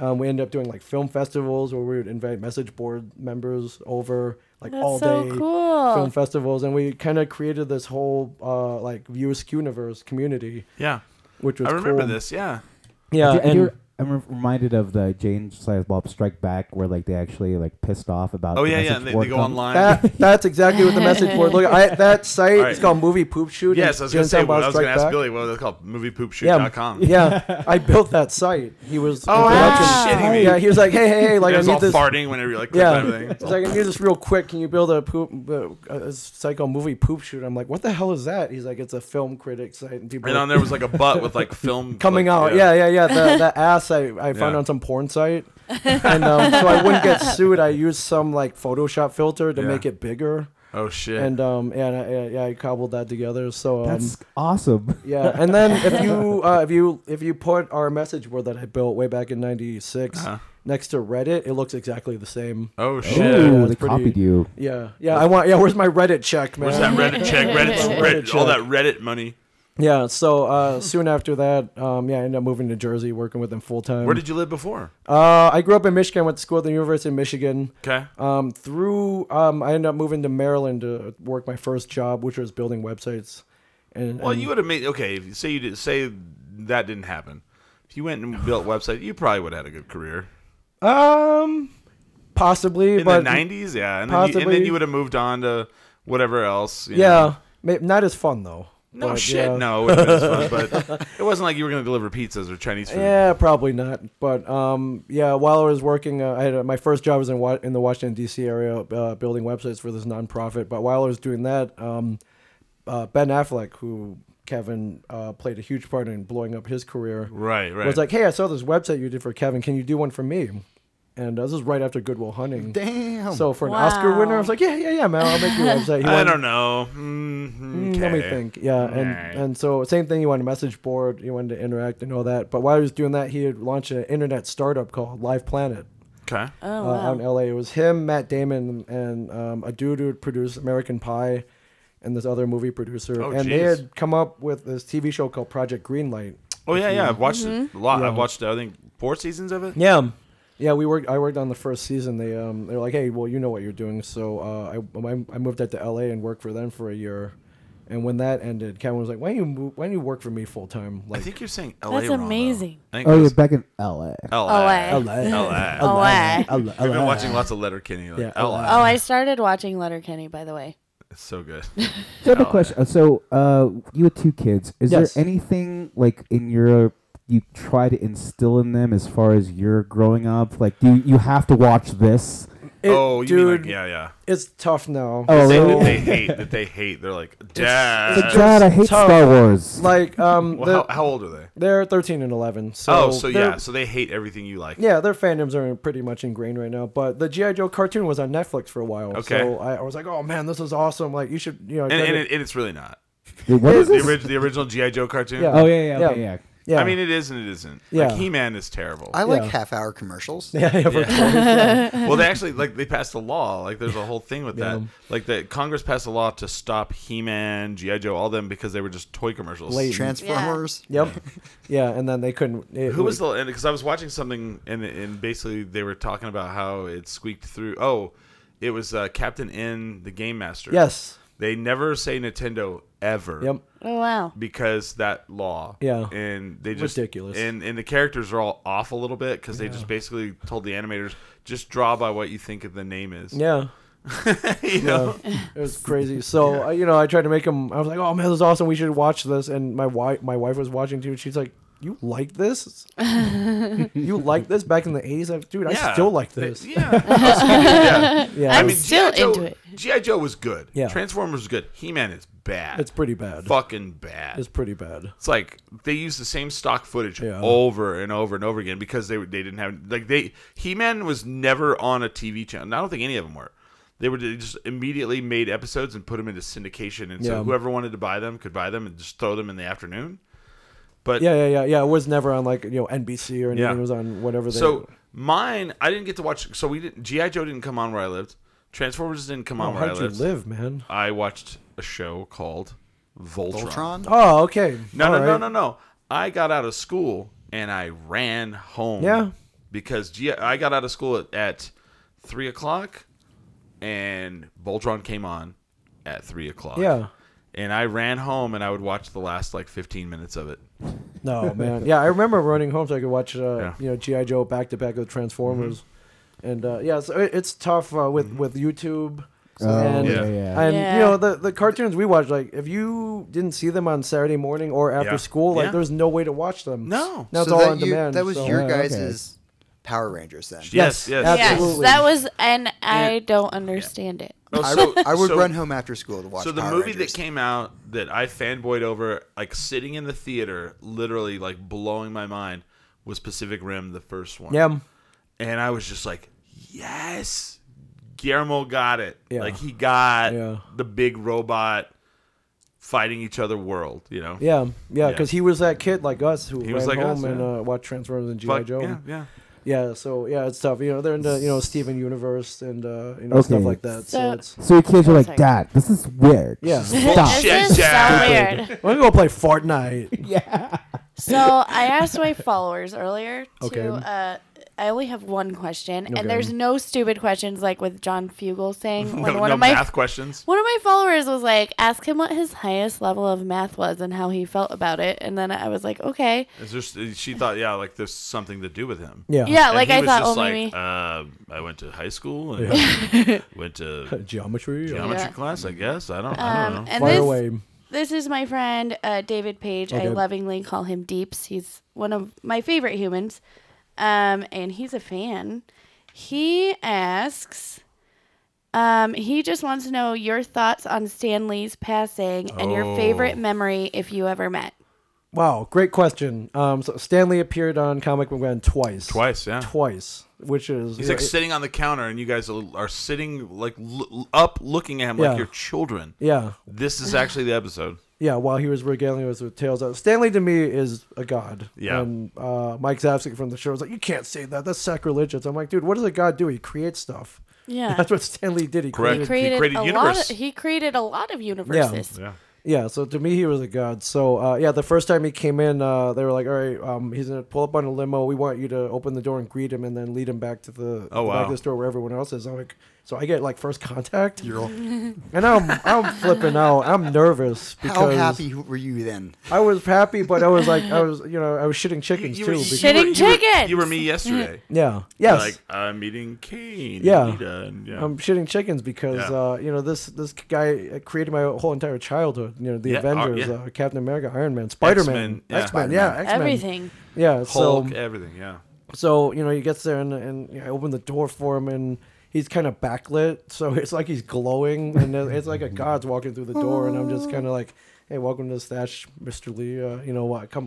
Come on back. Let's let's meet the rest of the crew and like that was cool. So. Up until his not untimely passing, but up until his passing, you can meet him. He would go to like 20, 25 cons a year, Which is crazy because he's like in his 90s. Yeah, it was in the 90s, and he loved his fans too. Oh yeah, Yeah. yeah. First and foremost, I've seen him in person twice. Really? He came out to our Comic Cons here at like the first Albuquerque Comic Con. Like he was here. Yeah. I didn't live here then, so. Yeah, so it was cool. Like you line up, you could either buy an autograph or you could take up when like everyone wanted something signed, like the crew, like everything. So yeah, that was he answered all our stupid questions. Like who would win in a fight? Hulk or Thor, like all that stupid. And he would answer them. He entertained it, yeah, because he knew that was an important question to us. Maybe not Right. in the realm of things, but yeah. So it was cool. So we generally got to have an experience with him. That's amazing. Yeah, which was that's cool. got to be insane. Like I've met the guy for like all of 2 minutes and 2 different times, and that was intense. Yeah. Like I can't imagine hours. Yeah, and he is that guy. Is that Excelsior, like that guy who is kind of like Mark Twain and Walt Disney and your grandpa, like all rolled into one, who just happened to create like the X-Men and like all your favorite characters. It was pretty awesome. And then like the second time he came in, it was the same thing. So I would see him at cons and they would let me close to him. Is the guy who worked with them, this dude named Max, was like, hey Ming, come on up, say hi. And he's like, wow. hey Ming, how you doing? Like, it was awesome. Like almost every con we were at together. So yeah, so that was pretty cool. I was at another con. I was walking to go back to my hotel. My friend's coming the other way, who works with him. She's like, hey, you want to go have dinner with Stan? We were in Chicago or something. It's like, I'm about to go to dinner. Like, you want to come with me? I'm like, yes. Y'all. What do you think about that? I'm gonna just shit a chicken real quick. I don't know. I've got to play a Smash Brothers tournament. His work on this comic really kind of peeved me last time. Yeah, so we ended up going to like Harry Carey's Steakhouse in Chicago. shit. Wow. We had this little table of like 13 people, and that was pretty cool. Got to dine with the guy. See, I never got to meet Stan Lee, but when I was a kid, so my thing was Batman. And I got to meet, when I was 12 years old, I got to meet Adam West. No, all right. Oh. And, Comic Man alumni, but and Crystal's shitting chickens right now. Since you brought that up. I was in Clovis. That's where I grew up, and he was coming to Portales to the college. This is when Tim Burton's Batman was coming out. And I tell my mom, I'm like, please, please, please take me to this. And I'd been since Tim Burton's Batman was coming out, they'd started showing the original like 60s Batman series on TV, and they would do an hour of it because like every episode of the 60s series like is a cliffhanger. Yep. It's Yeah, a they two-parter, get tied to like a giant typewriter or See something. you next week. See you next week. Yeah. Same Will bad time, Batman and Robin same bad place. die being stretched like Stretch Armstrong? So we go to the college there, and we go, and they're going to show the movie. Yeah, the Batman 66 movie. The shark repellent. With Yeah, the famous shark repellent. sometimes you can't get rid of a bomb. Like so many. Yes, fantastic. And he comes out and he's like, I did not expect for so many children to be here. My speech is kind of prepared for adults. And I mean, there's hundreds of kids there, you know? Yay! And like he felt like he talked like he was like upset, but I'm like, you got to be happy that you now transitioned to this. And I don't know what I did with it, but I had his autograph somewhere and I lost it, and it really burns me to this day. Like that's the one thing I'm like, why did I not? Oh man, Crystal really is shitting in chicken right now. She is the biggest Adam West fan. Really? Yes. So last year I got her for Christmas. I got her this like Adam West era like Batmobile, and it had the Adam West Batman and the Robin. Maybe it wasn't last year before or something. Oh man! And every time we went into FYE, she would pass it and she'd be like, "I should buy that," and then she would turn down. I almost got into a fist fight with a lady over that because they only had one at FYE. And I was like, no, you don't understand. I need this. I haven't been able to get her a really good gift in like years. Yeah. And I give her this gift, and she opened it, and she was like, oh my God, I love it. And then she had the huge debate, which is like, I live with two nerds that they collect the toys and they do all the things. I only have I have two Funkos. It's a Chris Farley and a Stitch. That's all I got. They have like walls and walls and walls and walls and walls of just Funkos. And she had this huge debate of like, do I take it out of the box or do I leave it in here? But I want to touch it. Yeah. Enjoy it because you're not gonna sell it. I mean, should it see air? Like, yeah. So I know that Crystal is at home right now, just like, oh my God. But that's one of the great things I did in my life. I met Adam West. Yeah. He was the first and better than a lot of other Batmans. I mean, can definitely. There's no Christian Bale, Michael Keaton Batman movies without the Batman 66. I happen to think he's the best Batman. I don't. Well, okay. Well, okay. Let's not go that far. Let's not be crazy. Yeah. Well, but But he is what he is. Yeah. And I love the episodes when they brought in like the cowls. Yeah. Like like they brought in the car. The car. I watched the episode where they had the car. Bro, I drove the car, man. Fuck you. What? Wasn't screen used as a replica, but still. It still had the bat shield and the bat phone and all that. Street legal version. Yes. You do know where the car came from. Like the idea for the car came from. Have you seen this? The George Barrett. What was the inspiration? So there's a show on Netflix called Car Masters from Russ to Riches, and their whole idea is they take like a paper, the kid with a paper clip that he trades up to a house or whatever, Right. So their thing is like they buy like a cheap ass car and they build it, they fix it up and da da da da. Yeah. The holy grail for this guy is this 1950 something prototype car that the only one was ever made. And that's the car, and it's almost like the car from The Simpsons that Homer builds with the bubble and because it had like cockpits and it has a microphone outside the car, so when you're driving, you drive up, someone can come and talk to you while you're in the cockpits of it. And that's the actual car, the Futura. It's called the Futura, Lincoln Futura. Yeah. And there was only one ever made, and the guy who made the Batmobile based it off that car, and it's crazy. That's awesome. Yeah. That's really interesting. That's awesome. Yeah, and they remake that car in that show. Yeah, yeah. It's like crime. I won't ruin it for you, but it's a fantastic show to watch. Okay, and it's in that whole thing is fantastic. Yeah, was Adam West, was his speech adult oriented? Was it I banged this chick one time in Alamogordo? He's like Portales, New Mexico. He's like, I remember when Bert and I were on the show. No, yeah, I really wish I could have, but I mean, I was a kid. We watched the movie and I couldn't wait for the movie to end because we got to meet Adam West. We got to stand in line and we got to. That's cool, man. That's really never awesome. forget it. Never forget it. Childhood memory, Yeah. So him rest in peace. Stan's death. I mean, sad, obviously.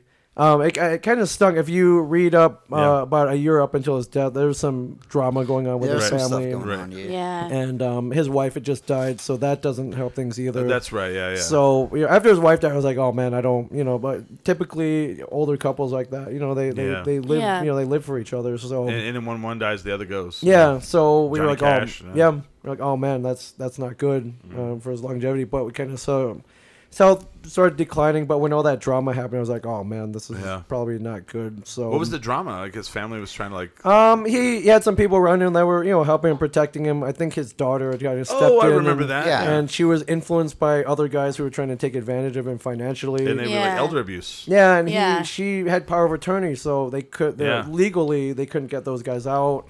And there was all this kind of. That's kind of like a Brian Wilson thing, Yeah. He had that psychiatrist that was doing his shit. But but to me, man, I always thought Stan Lee was immortal. I was like, wow, man, wouldn't it be great? Maybe he did get bitten by a radioactive spider. Maybe he did get blasted with cosmic rays. Well, that's the thing, though. He is immortal.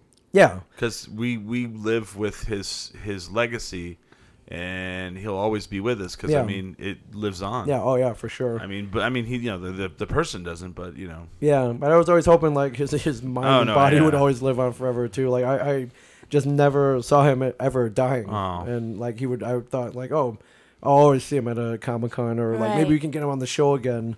Oh. So that stunk. But Yeah. after his death, I was in Oregon. I was flying home that day, so I had nothing to do but think about it. Kind of. Oh. It's kind of like, man, Stan Lee, man.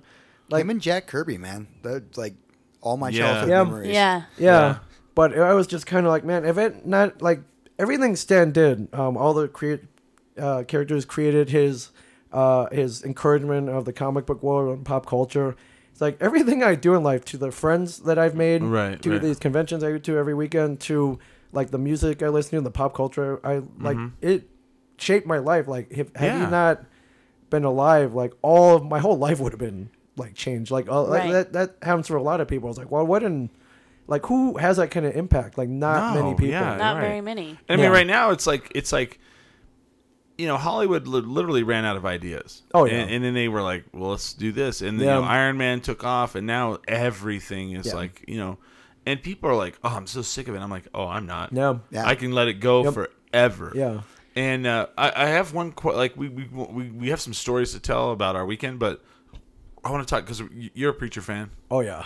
I'm a Preacher fan. What do you think of the TV show? I like the TV show. I Okay. mean, if the Preacher comic put out by the DC Vertigo came Yeah. out in 95, 96. Garth Ennis. Yeah. Yeah, and it blew my mind when I read it because it's Amazing. so Yeah. crazy. Like there's like chicken fucking and like A guy that shot himself in the face with a yeah, shotgun. there's a dude called Arseface who was Arseface, trying to yeah. kill himself. He fucked up. A and vampire and- that just yeah, he's drunk. He has a Drunk drunk all the Irish time. vampire. Yeah, it's so Yeah, great. it's But so great, yeah. mind blowing because before that Yeah. it was like, hey Aunt May, like I'm gonna go Yeah. eat wheat cakes, and yeah, right. And then this was just like ridiculous, crazy. yeah, and I was in college at the time. I was like, oh man, this is freaking awesome. Right. Like, what if they? Man, I can't wait till they make this into a movie. And I was like, it'll never happen. Like it's too sacrilegious. And there was so many like teases, like it was going to be on HBO. Yeah. Then it was going to be a movie. Yeah, they tried And then for a finally while. Seth Rogen got it, and they Yep. got it on AMC. And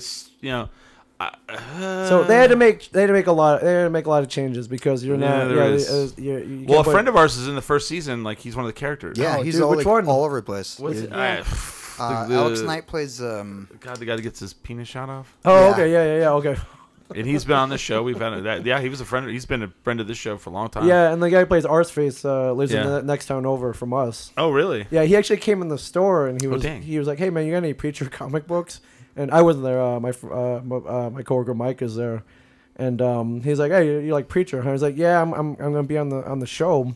Oh shit. Mike's kind of trying to figure it out, and his face is kind of round. Yeah. And he was like, "Oh yeah, like which guy, like a background character?" He's like, "No, I'm playing Arseface." We're like, "Holy crap!" Like, Yeah. it's like we can see it now. Like his Yeah. he had the head shape. And they did okay. I just really thought they toned the character down. Yeah, I mean, yeah, they had to tone everything down. Yeah. I mean, that it was too hot for basic I was like, cable how and- could this not be on Stars? Right. How, I mean, Yeah. I've watched some of the. I mean, I've watched about 5 episodes. That's it. And I was. Oh, and did I you- need to get back into it. You gotta Yeah, at dude. least Yeah. get into the second Okay. season Yeah. because the second season is where it blossoms. Yeah. And Okay. they've made some changes, and the tulip does not look like the tulip in the comic. No, book. of course not. Yeah. Yeah, but that being said, overall, I like it. I Okay. like what they've done. Fair but of course, I want the comic replicated Yeah, fuck on yeah. film or TV. Sandoval and- Killer's body's just stacking up. He's just blasting Yeah, people. man. Yeah. Just shooting people with deadly shots every time. Pop, pop, pop. Yeah. Is there a comic book series, say maybe in the last year or two, that you're like, holy shit, this is That would not be me. I don't know. Wait, adaptation for television or just? no, just the comic that came out, like a new concept, I have no idea. nothing.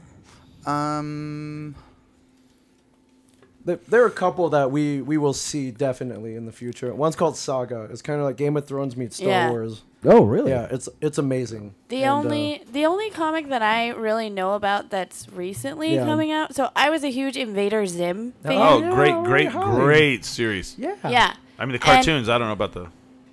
And so after the cartoon ended, because Nickelodeon was it Nickelodeon? Yeah. Yeah. I believe so. Yeah. Yeah. So Nickelodeon kind of ended it, and the creator was like, I didn't like the way it ended. Sure. Good. So they released comic books, and Crystal and I went and tracked them down. That was like a year or two ago, and that actually was pretty cool. So. Yeah, it's kind of cool, and then in the comic you can do whatever you want. You're not well in animation you can do whatever you want. Yeah. Right. But I feel like they were more free with it. Yeah, I think Saga. You're definitely gonna see a Saga. Hopefully, some kind of TV shows too. Kind of episodic. And that's fair because you guys are talking about comics that have been around for like 50 years or whatever. Yeah, Saga's probably the last 20. 20. Saga's probably around. I want to say like 6 to 8 years if I'm not mistaken. There's another series called Why the Last Man, which is Why the Last Man is fucking amazing. It's so great. There's an evil Dr. Ming in it. She's female, and that's well, of course, because there's only one man. Yeah. That's you brought that up in the panel, and I was like, I don't need something to. I don't know. Yeah, I was like, yeah. Yeah, there's another book called Manifest Destiny, which is about the Lewis and Clark. Oh, that's amazing. Yeah, Lewis and Clark expedition, except. They're westward ho and all that. Yeah. But they run into like plant-based zombies and giant talking birds. It's and amazing. It's so great. Yeah. And I'm like, why aren't they teaching this to kids in school? 'Cause I didn't care if like Sacagawea in the history books is an Indian woman who helps them out. But she's a complete badass in this comic book. She's like clearing the path for them and like taking care of business. Yeah. Like they don't even know it. She's she's like a ninja assassin. She's like Michonne from Walking Dead, but like their version of Michonne. Like, Gotcha. Yeah.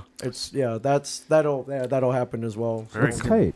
Yeah. The first 3 things on my web browser are all comic books. That's awesome. So, straying from the comic book genres, all of us kind of had weekends. We all hung out this weekend, and Holly hung out on Friday, and then she went to Alamogordo and did comedy yesterday. You wanted to tell some stories from that. Yeah, how'd it go? Sure, yeah, because I know Ming loves to hear my crazy stories from comedy. This is like... I wanted to drive down and see you, was what happened, but it's 3 hours. And it's 3 hours away, and of course it had to land while you're in town. I was like, I'm missing a whole night with Ming. It's life. So I had a great show. It was a great place. The guy running it brought in some pretty good people. There was Israel Garcia. He was the feature. He's super amazing. And there was also Flo Hernandez. He's had like an HBO special and stuff. Oh, okay. He's amazing. Super nice guy. And I feel like that was actually one of my better sets. Honestly, all right. I had to go super dirty though. Like if I tried to go away from the raunchy stuff, they didn't like it. Huh. Yeah, so I do my thing, and the problem with when I go super dirty like that is that sometimes some people in the crowd are a little bit horny. Yeah. Oh. And show that dick. Yeah. Let me see your dick. Show me your dick. So I had a couple of hecklers, but they were like constructive hecklers, right? Like I could go, hey, that's a thing, actually. You're like, good, but you can be better. Dick. No. A constructive heckler is more like somebody who will shout out something that'll help your set go. You know what I mean? Gotcha. Like that stuff is not constructive at all. So I had a couple of guys who were like kind of participating, and like it was fun. I did like some crowd work, and Crystal even said it was the first time she saw me do actual crowd work, right? Okay. Good, so yeah. I get off stage, and one of these guys comes up, and he's like, I just really want to see your boobs. Oh, fantastic. And I was like, I'm not a stripper. I'm a comedian, but thank you. He turns to Crystal, who is like the shyest person. Mm-hmm. And he's like, well, what about your boobs? And she's like, no, you can't look at my boobs either. What place is this? In what world does this ever Yeah. Is this Mad Men in the 50s? Yeah. Or what? And then his girlfriend got really mad, and I was like, dude, you better go. Yeah. Because we all, comedians will hang out after the show, and we'll talk to you. And that's like kind of part of my job is like, hey, like follow me on Instagram. Yep. I have a podcast, blah, blah, blah. I'm a real human being. Yeah. So I have feelings and stuff. yeah. But then it's like men just forget that like I am not some weird like I go up there and I talk about dirty stuff, but that Right. doesn't give you license to be gross. So that guy does that. His girlfriend walks up. She's clearly mad. And I'm like, dude, you better go. You better go. Your girlfriend's mad. And he's like, no. So then another guy sits down. Okay, no, he doesn't sit down. I'm talking to the other comedians that are in town. Like, all these guys, I just met them. They're from Texas. They're amazing. We're all talking shop. They've been doing it longer than me, so they're giving me, like, pointers and cool stuff. And this guy walks up. He's like, can I tell you a joke? And I said, sure. And he's like, I have to tell you, you remind me of my wife. And I was like, what? And he goes, yeah, she died in my arms because I choked her too hard. Whoa. It gets worse. Whoa. Yeah. What? That guy then decides to tell me more stuff about he told me like 3 jokes about dead wives. So as a matter of fact, Nick, one of the comics who was there, he didn't perform last night, but he came with everybody. He sent me a message earlier. He's like, are you alive? Did you get murdered? And they were saying, Good yeah. for him. And Did they you were get choked saying, too hard? yeah. And then they were saying that, like, they were going to call me the Hello Kitty killer. Like, I was going to kill this guy and then just go on a killing spree. So that guy wouldn't leave me alone all night at all. Like, he kept following me around. He paid me $10 for 10 drink stickers for no reason. Like, Whoa. Like, we'll give them away. We will give them to you. I'm going to need about 10% of that money, by the way. Chris, I will give you $1. I will give you $1, Chris. Jesus Christ. That'd be $2.50. But Yeah, right on, yeah. Oh my God, he's watching right now. I know. I hope not. That guy was so weird. And he like threw, because I was like, no, I'm not charging for the stickers. Like, just take them and check out our podcast, blah, Yeah. blah. He threw it in Or my not. purse and he goes, well, I'm hoping. He's like, well, I'm hoping that maybe I'll leave an impression. I was like, oh, honey, you left an impression. And then there was a third guy, same shit. It's like they just wouldn't leave me alone. That was my impression of Alamogordo. But my savior, Mr. Flo Hernandez, he was a headliner. He's been doing comedy forever, and he has an HBO special. He's amazing. He came and sat down, and everybody started leaving me alone because he was like, back off. Like, that is not appropriate. That's not cool. You do not talk to her that way. And it was amazing. He's an amazing, amazing guy, and he was super sweet to me. But he had this merch that I thought was genius, and it's a bar key. And I've been a bartender for years. I love bar keys. And it says, Wada Vedga, which basically means what a dick. And it's shaped like a dick. And he gave me this as a gift. And it's the same font as the It's Whataburger. the same font, and it's orange. And we're sued. Thanks, guys. No. I'm just kidding. I'm supposed to say the name. Shaped like a McDonald's smaller company. But he was super sweet, and if you guys can check him, like if you want to check him out, that'd be amazing. Because Flo Hernandez, he was my hero last That night. sounds like an awful experience. I just want to let you know you whipped out that dick bottle opener, and I was like, nice. It's the biggest, hardest cock I've ever had in my hands. Nice. wow. Flo Hernandez provided it. But it was a good show. It was a fun show. But yeah, definitely, let me just say this, PSA. I am not going to be nice to you if you are gross like that to me. No, I will be nice to a point, and I will joke with you, and then I will rip you apart. Right. It's not If cool. someone walked up, I love your podcast, you should really pull your balls out right now. I'd be like, I'm sorry, what? Yeah, and that's something that, female comics deal with a lot. Right. It's like just because I talk about sex does not give you the license to be an asshole. And so shout out to like people, comedians like Flo Hernandez and a lot of the male comedians I'm surrounded with that they will literally be like, no, that's not cool. Don't do that. Yeah. Not okay. So, yeah, that was my night. It was a lot of fun. Had a good show. Interesting. All right, tip. Hey, can I see your boobs? No, Yeah, I will tell you off promptly. Well, okay, so when you're meeting, this kind of flows into like Comic-Con, all that. Yeah. So I feel like this happens, and maybe I'm wrong, but I feel like people are like, oh, I'm gonna meet blah blah blah, right. and I'm gonna tell them my idea, and then I'm gonna be famous, and I'm gonna da da da. Does that happen to you? Happens all the time. Not me. I have no power to make anybody famous. But say like a Mark Hamill or something, Okay, or yeah, somebody yeah. with actual power that maybe that kind of power. Yeah, they have a thought in their head that There's got to be people that are like, so we'll go out, and this has happened to me probably 20 times. Yeah. We'll go out with our friends, and we're at a bar somewhere, and somebody will be like, hey, you the guys do that show. Let me tell you my idea. right. Oh, And yeah. I'll corner you for That happens a 45 lot. minutes. And how do you deal with that? I'll listen to them. I'll humor them Yeah. and get it out. But yeah, But after a while, I mean, it sometimes gets tiresome Yeah. and Yeah. What happens when it's repeated by the same over person? By the same over. 'Cause person. I've had it happen with one person, his Yeah. friend, a couple times. Yeah, I mean, I try to. I'm a nice guy, so I'll humor them. Yeah. But Yeah. not for 45 minutes. No. Yeah. Like maybe 10. But- Crystal last night was like, she's never really been with me after Yeah. a show like this. Yeah. And like, she goes to my shows, but like here locally, that stuff doesn't really happen to me. I have a reputation for being a jerk.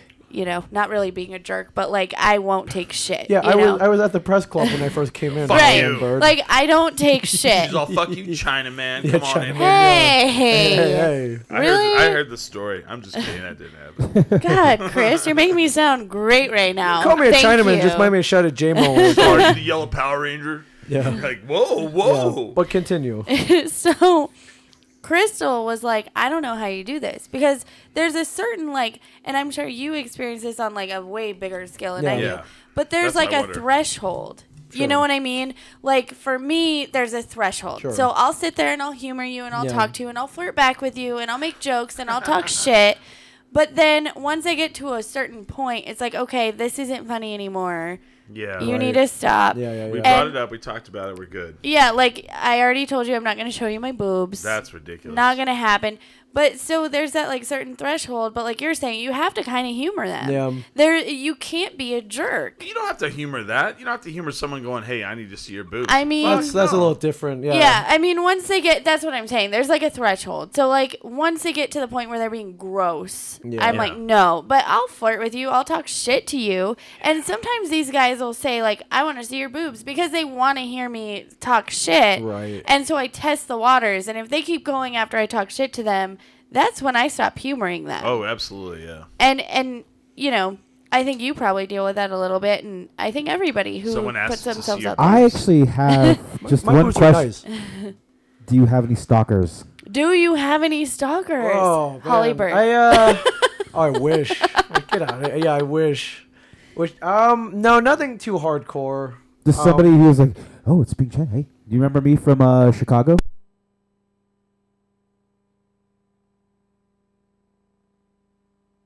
Times I first started coming in 2017. I came back last year, and then I came back this year. So, within that year gap, it's tough to remember everybody. Yeah. So you have to kind of you have to humor them. you have to humor 'Cause them. I think that's a big thing for people. Like, oh man, you remembered me, but Yeah. did I really? Like, you'll never. I'm not. You'll never Ming, know. did And I you was like- actually I'm remember like, who me? sends you those inappropriate Humoring texts? me. I'll say this. So I got to see him a lot this weekend. And of the people there, he is one of the most personable. Like, he never sits down behind his desk, like his little table. He's out in front, and everyone that comes up, he shakes their hand, he hugs them, he takes pictures, and he's like, he's like into it. He's like, boom, boom, so amazing. Every time I would come over there, he was just like every person. And some guy rolls up there this just happened while I was there. Yeah. He walks up and he's like, let me show you something. I'm like, and like he's got his backpack, and I'm like, uh-oh. And he like opens it up, and he doesn't have one copy. He has 2 copies of the Superman versus Muhammad Ali comic book. Yeah, drawn by Neil Adams. It's a legendary comic book. There's super rare. there's one book where Superman had to fight Muhammad Ali in the ring, and it's awesome. It's a great, it's a great issue. Now Superman gets he gets weakened by a red sun, and so it's kind of an equal match. Oh, really? Yeah. And And then the audience is like a who's who of the pop culture of that time. yeah, Because he and I talked about, and then like Kojak was like, I don't want to be in the. Yeah. He had drawn Kojak in there, who was huge in the 70s, and they had to get the rights, so they called Kojak's people. It was like, oh man, I want a comic book. This is lame. I don't want to be associated with this. So they had to change it to Lex Luthor with the bald head. Oh wow! But now, Kojak is Telly Savalas is dead. I think. No, yeah. Was there like Max Headroom in the audience? Yeah, well, he's kicking himself now because that is a legendary He's rolling comic himself in the book grave. issue. Yeah, basically what happens, I think there's an alien force in it, and they're like, we need your two champions to fight Is each that other. normal that people roll up and like, let me show you this? Oh, yeah, all the time, yeah. First of all, no one should ever walk up, a man should never walk up and go, hey, let me show you this. You're like, Yeah. whoa. Hey, you know what? I've had a man walk up and say, "Let me show you this," and it was a puppy, and it was fine. Oh, that's all. So then last night, we kind of rampaged like all over town last night. We did. Thank you for that. I appreciate that. That was so fun though. Yeah. But then there was like a point where like, so we go to the library. Yeah, which is a place, and I have no problem saying this. This is a place I would never hang out if you guys. No, and I don't even live here. And I went there 2 years ago. And I was like, all right, this is an all right approximation of a manufactured dive bar for college kids. This is not a manufactured dive bar. Well, it's like 21-year-old girls and creepy guys in their 40s. Yeah, which was us. So, yeah, but I'm like, I know better. I You guys aren't rather creepy. like but Well, Chris is a little bit creepy. And I'm like, but in a world where I can go literally across the street to Anna and Yeah. his sister, that's where I'm hanging out. Yeah. However, there's a after party sponsored by the convention, hosted by Joey Fatone of NSYNC. Yes. This is true. Yeah, and so true. it was kind of like, well, dude, you definitely want to hang out here. And you're like, let's go crash this. I'm like, I'm in. Yeah, you weren't doing anything better. I'm done. I'm so sad I didn't get to do You that. were invited. I am actually You were jealous invited. of you, Chris, because you got to hang out with one of my favorite human beings on the planet. I had to go We tore it up. I had to go tell dick jokes to people who wanted to see my boobs. You were invited. I was trying like hell to Yeah. get you to bail, but I know you can't I professionally. can't. And yeah, So we go, and we're in there, and like I'm in there, and I'm like outside. First of all, I'm waiting for Ming and Aaron to show up, and we're waiting for Joey to show up. yes, So the first thing that happens is this like dirty white limousine pulls up, and we're like, oh, that's Joey, and this is before you got there. yeah. And people get out and they go to knockouts. Oh, First okay. of all, The if Knockouts you're- bachelor party. First of all, if you're taking a limousine to knockouts, Oh, yeah. you're not doing it correctly. Just saying.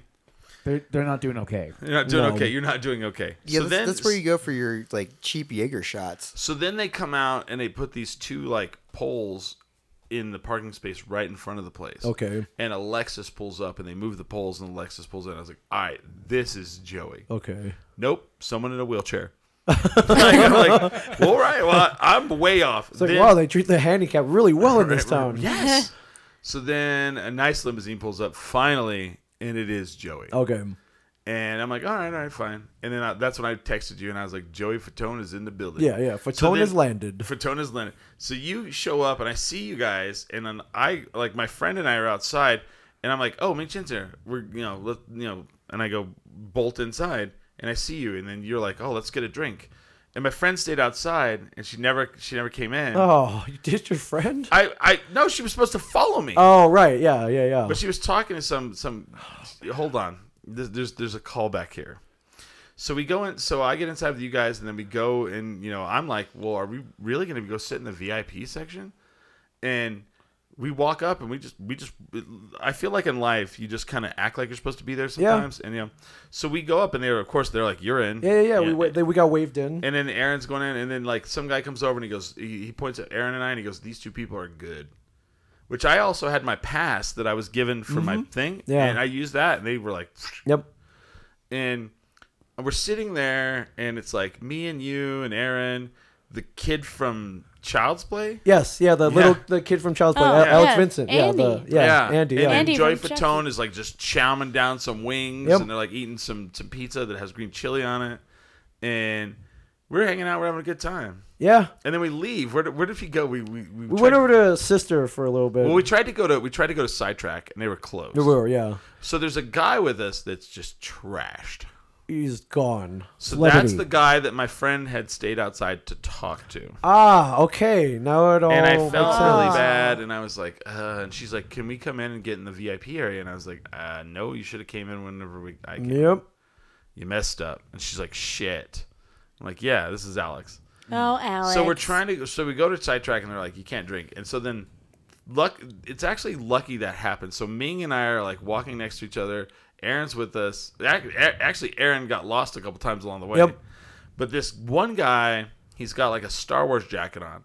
He's had like 3 beers, and that's more than he could handle. And he was like acting like a fool. Yes, he was. So Ming and I are walking back, and we're trying to like be way ahead of him.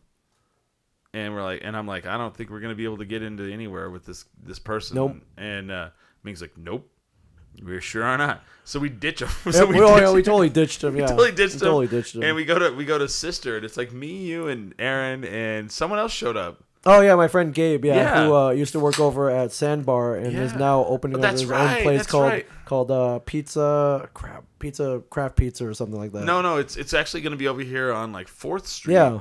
What? And it's close by, and I was like, he needs to get a hold of me so we can really just. And if he needs a bartender.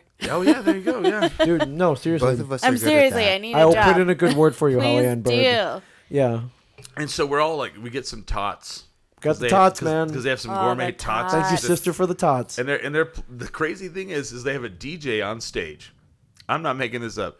He's like DJing, and behind him they're showing Double Dare. Yes. Yeah, you with remember Mark this? Summers Do you remember and this? like the physical challenge and yeah.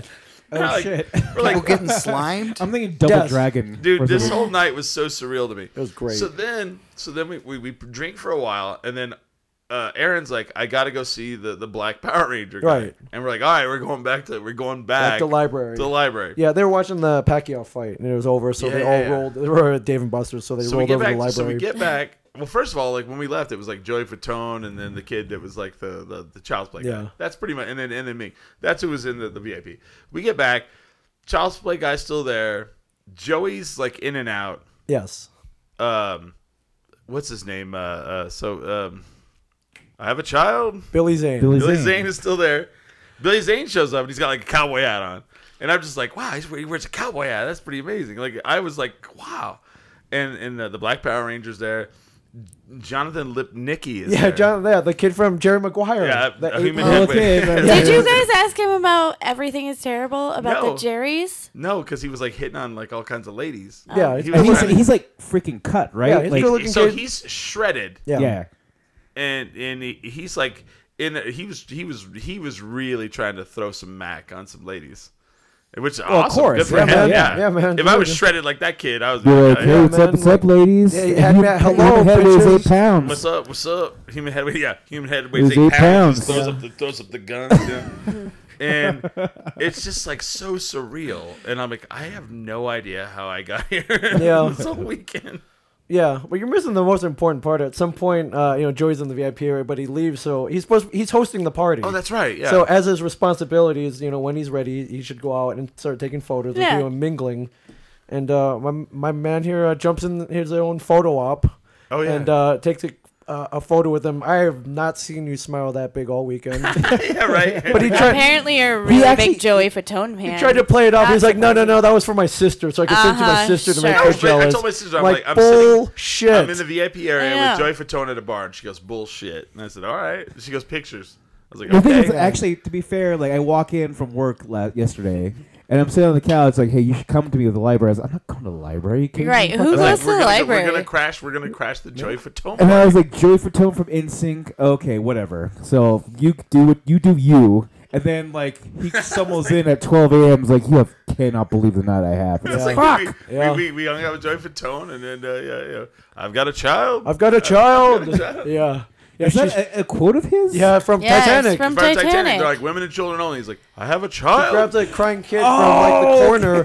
He's like, I have a child. She's all I have in this world. And it's one of the greatest lines. and it's yeah. So the whole thing was like, so Ming and I back and forth kept going, I have a child. I have a child like all night. That's all we're saying here. And then he sends me the photo with Billy Zane and he has the caption on there like, I have a child. I have a child. Yeah, dude. Yeah. I'm gonna go into a VIP room with a child. Be like, I have a child. Yeah. Yeah, so I mean, long story short, you both fucked up. I fucked Hey, up. Yes. I could not get out of it. My face was on a flyer. I didn't couldn't even do get it. invited. Is that the rule of your place on fire? I guess. I'm at the very beginning of my career. Okay. Like, I can't. To be fair, Chris is like, you're gonna come with me. It's like, well, I got. I was like, "Are you sure? All right." Yeah, you were invited, man. Like freaking 10 drink And then minimum Alex, VIP. and then like, Alex when was I'm all in mad at town. me. I was like, "Alex, you need to learn.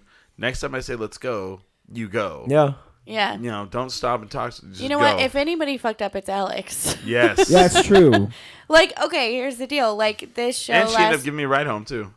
this show last night paid my rent this month. Oh, So, okay. like, I Okay. can't. Okay. You know what I mean? Tone's not doing that. No. Like, I couldn't not go to that show. All right, fair Okay. enough. All right. I take it back. You didn't fuck up. You fucked up, but I fucked up. And Alex really fucked up. yeah. She's like, My coworkers would totally like lose their shit. Be like, "Oh my god, you were with Joey Fatone? Oh my They're all- god, they're all- you were with- I masturbate to Johnny like Nikki like daily, and Yeah. I was fucking hanging out with them. Like, Yeah. They're like, you were with I have a child guy. Yeah. That's all I can think of because he was in Phantom. He was. Yeah, he he was was the the Phantom. Phantom. He was the Phantom, and not the Ben Affleck Phantom. No. But the Phantom, which was early on. I mean, when you're younger and you're like, it wasn't a bad. I mean, it was bad, but it was not a great hero film. But it wasn't bad. No, I mean, it wasn't bad for the time. Yeah. for sure. At those times, we didn't have good comic book movies. You Yeah. know. he had, was like, in what, like- Zoolander, so that's Yes, he that's- was. Oh, That's- there Alec was- I Baldwin just want is to be like like, the shadow. I mean, like that's the guy from Zoolander, guys. yeah, I want to be like, cram it, Zane. Like he does. Billy Zane. Oh man. And then I realized I get Billy Zane and Richard Grieco like confused. What? Because No, Richard I- Grieco is 21 Jump Street, and I was like, oh, when Zane and 21 Jump Wait, Street? how do you get those? I have no confused? idea. I have no idea. It's like, yeah, I get Meryl Streep and Dylan DeGeneres mixed I up. will tell you, What? No, I'm just kidding. No, Billy no. Zane is Oh. like Demon's Night. he Yeah. was. Yeah. And I will tell you, Billy Zane does have like those eyes. You're like, oh dang. Yep. Like, Piercing. I see where he was, where they were like, ooh, Ooh. he did. But he had like his cowboy hat on, and I was like, that's pretty cool, actually. Yeah, he rocked. I went over with him to the men's hat shop on Central Oh, Avenue. you did? Nice. Yeah. You did I love that yoga place. with him. Yeah. I did. Yeah, we were. My friend Carolina Ravassa, who was the voice of Sombra in Overwatch for any Right, of the gamers right. out there. She's a big yogi, and so am I. So we had on Friday night. On Friday, kind of didn't start till 4. I'm like, hey, you're landing. We both been sitting on airplanes all day. You're gonna go take a yoga class. She's like, yeah. Meet me in the lobby at 11. And when I get down there, she's like, hey, you mind if Billy Zane comes with us? I'm like, Yeah, it's fine. what? Billy Zane, the guy from Titanic? And sure I have enough, a child. yeah, Sure enough. Sure enough, he rolls down and like we go and take a yoga class on Central Avenue. But before we got to the class, he's like, Yeah. hey, can we stop at the men's hat shop? I can't. Apparently, Oh, man. he went there 10 years ago. He bought. The one on Central. Yeah, My dad It's actually went to called the the same men's hat shop and still has the shop. same hat. yeah. Apparently, he was filming something in town 10 years ago. He went there, he bought a hat, and he wanted another one. And he was geeking out over the hats. He's like, every man should have a hat. Like, and I almost bought one. It's an You amazing should've. show. Yeah. The shop is amazing. Is that Great. the hat he rolled in with on I Saturday? think it was either that one or the guy who owns it, who was also named Billy, was like, "Hey, bring that one back. We'll Yeah. like rebuild it, we'll clean it, or whatever." Yeah, And I think- reshape it. Yeah, and I think he Yeah. ended up buying another one. Wow. It's 'Cause the he's- only place I've ever gone where I've had my head measured. Yeah. They're all, Yeah. hold on here. Okay, so There we go. this was an amazing night, obviously. Yeah, oh, Yes. we had a great time. Amazing So- weekend, bro. So Here, right here. I have two questions. One, do you have a favorite Mexican I'll be food right spot in back. Albuquerque? Oh. I do Oh, like him, New Mexican or Mexican. New Mexican. I mean Sadie's is the obvious answer. That's something. fair. That's fair. I love it. Yeah, that's a place where I've never seen it. I've never eaten at a place like that before, and I never will again. It's so unique. How hot was the food compared to what you were used to? I can handle spice pretty well. Good So for it you. was Yeah. a perfect level of spice. I fell in love with green chilies in this city and red Yeah, chilies and yeah, Christmas. I love the Christmas. And Sadie's salsa, like I've eaten a lot of everything. Sadie's salsa is bar none the best salsa ever made. Damn. It's good. It's good. I have 5 jars I'm taking home. And you can buy it on Amazon Prime, but it's still not the same. That's where I'm stuck right now. Like we're like going to this. I have only eaten breakfast today, so now we're like talking about food. I'm food. Yeah. Okay, so what's the weirdest situation you've been recognized at in anywhere in the world? Were you at? Oh, good question. Like maybe like in like Boise, Idaho. It's like, aren't you that guy? Yeah. I get a lot of like toll booths and TSA agents at the airport. Oh, sick. Okay. It's like, hey man, like he's checking my ID. He's like, hey man, like I love your show. I'm like, does that mean I can just skip through security now? Like with the, not exactly, but you know they're a little quicker in that. I get to skip through security. Really? How so? I'll tell you after the show. Okay. Oh, okay. All right. Yeah. All right. Fair enough. So it's not like a random bar. It's like, okay, our friends have. Actually, no. There's I was in a cab in San Antonio. And there was an episode of Comic Book Man where I had to wear an orange Speedo. Oh, yeah, okay. And so he right before he drops me off, I'm getting out. He's like, Ming, man, that orange Speedo was wrong, man. That was all. I remember that episode. Yeah. Yeah. Yeah. And I'm like, I didn't know he didn't mention a word while we were going to a That's destination crazy. that he knew what like, it was. Oh, weird. But yeah, he was like, that was a crime against like humanity or something. I'm like, thanks, bro. Like, here, take another extra $1 tip, I guess. I have a weird question. Yes. Like, kind of like that. Okay. So now that you're on the show like 7 seasons or whatever. Yeah. Do you like go into places and you like people aren't saying anything to you, but you're like, are they staring at me? I don't notice it personally, but like people I'm with will tell me, like, oh man, that guy was like, I think he knew who you were. Yeah. And occasionally, and again, I don't see this because I don't really look for it, but you'll see people pulling out their phones and Googling it to make sure it's me. There's a reason for that. Like Brian Johnson, who's on the show with me, he's got a big beard, so he's instantly recognizable. Yeah. Me, a lot of people don't approach me because they don't want to appear racist. Sure. Yeah, they don't want to be like, fair. Holy shit! Because all Asians look alike, yeah. so they'll Google and start zooming in, and then when they're 100% sure, then they'll come up to me. So the reason why I ask is because that's happened to Billy and I. Yeah. Like we were like friends, so we went into this brewery the day they opened. Yeah. And we just drank there and then left, and then we kept coming back because we liked it, and then like I went to the 1-year anniversary, and like the lady was like, the 2-year anniversary, and I was like, yeah, I came here the first day, and she goes, yeah, you sat right over there in that booth right there. And I went, what? And I was like, really? You remember that? And she goes, well, yeah. And she goes, we kind of knew who you were, and we were really shocked you came in. And we were like, the 10-drink minimum guys are here. And I was like, I wonder how that happens. I was like, I was just like, like, I don't know how to feel about that. Didn't someone from Australia actually pick you out in a bar randomly? So we've had fans, we have a weird Australian. I don't know if it still is there, but early in the career of the show, we had a huge Australian fan base. Yeah, a guy flew here to hang out with us. Wow. Yeah, but then one of my friends was like in Australia. And he was in a bar, and someone's like, "Where are you from, mate?" And he's like, "I'm from in America." And they're like, "Where?" And he's like, "New Mexico." And he's like, "Albuquerque." And someone turned around, and they went, 10-drink minimum? No, and I was like, yes, that's what he said. I was like, what? That's awesome. So I have this dream, like I'm gonna fly there and get off the plane. And there's a crowd. The Beatles. Yeah, we're like David Hasselhoff in Germany. Yeah. And the thing is, they don't know what I look like. So when they see me, they're like, I didn't expect that voice to come this Buddha-looking man. Right. Oh, they know what you look like. I just started getting recognized here in town. Yeah. And I think the most embarrassing thing that's happened to me, I went to the gas station across the street from my apartment. And I was like, I had just got done working out, and I'm in like pajamas. My hair's all messy. And I just want to get some beef jerky and get out of there. And a milk? Ew, milk. Gross. From the gas station? Milk, yeah. Oh, fair. So I'm like looking around, looking at the jerky, whatever. This lady walks up. She's like, Holly? And I think it's like one of my friends because I'm not used to anybody knowing who the hell I am. Like, nobody knows who I am. Right. So this lady's like, Holly, and I turn around and she's like, can I get a picture with you? You're from 10-drink minimum, right? No one asked me that. And I was like, no.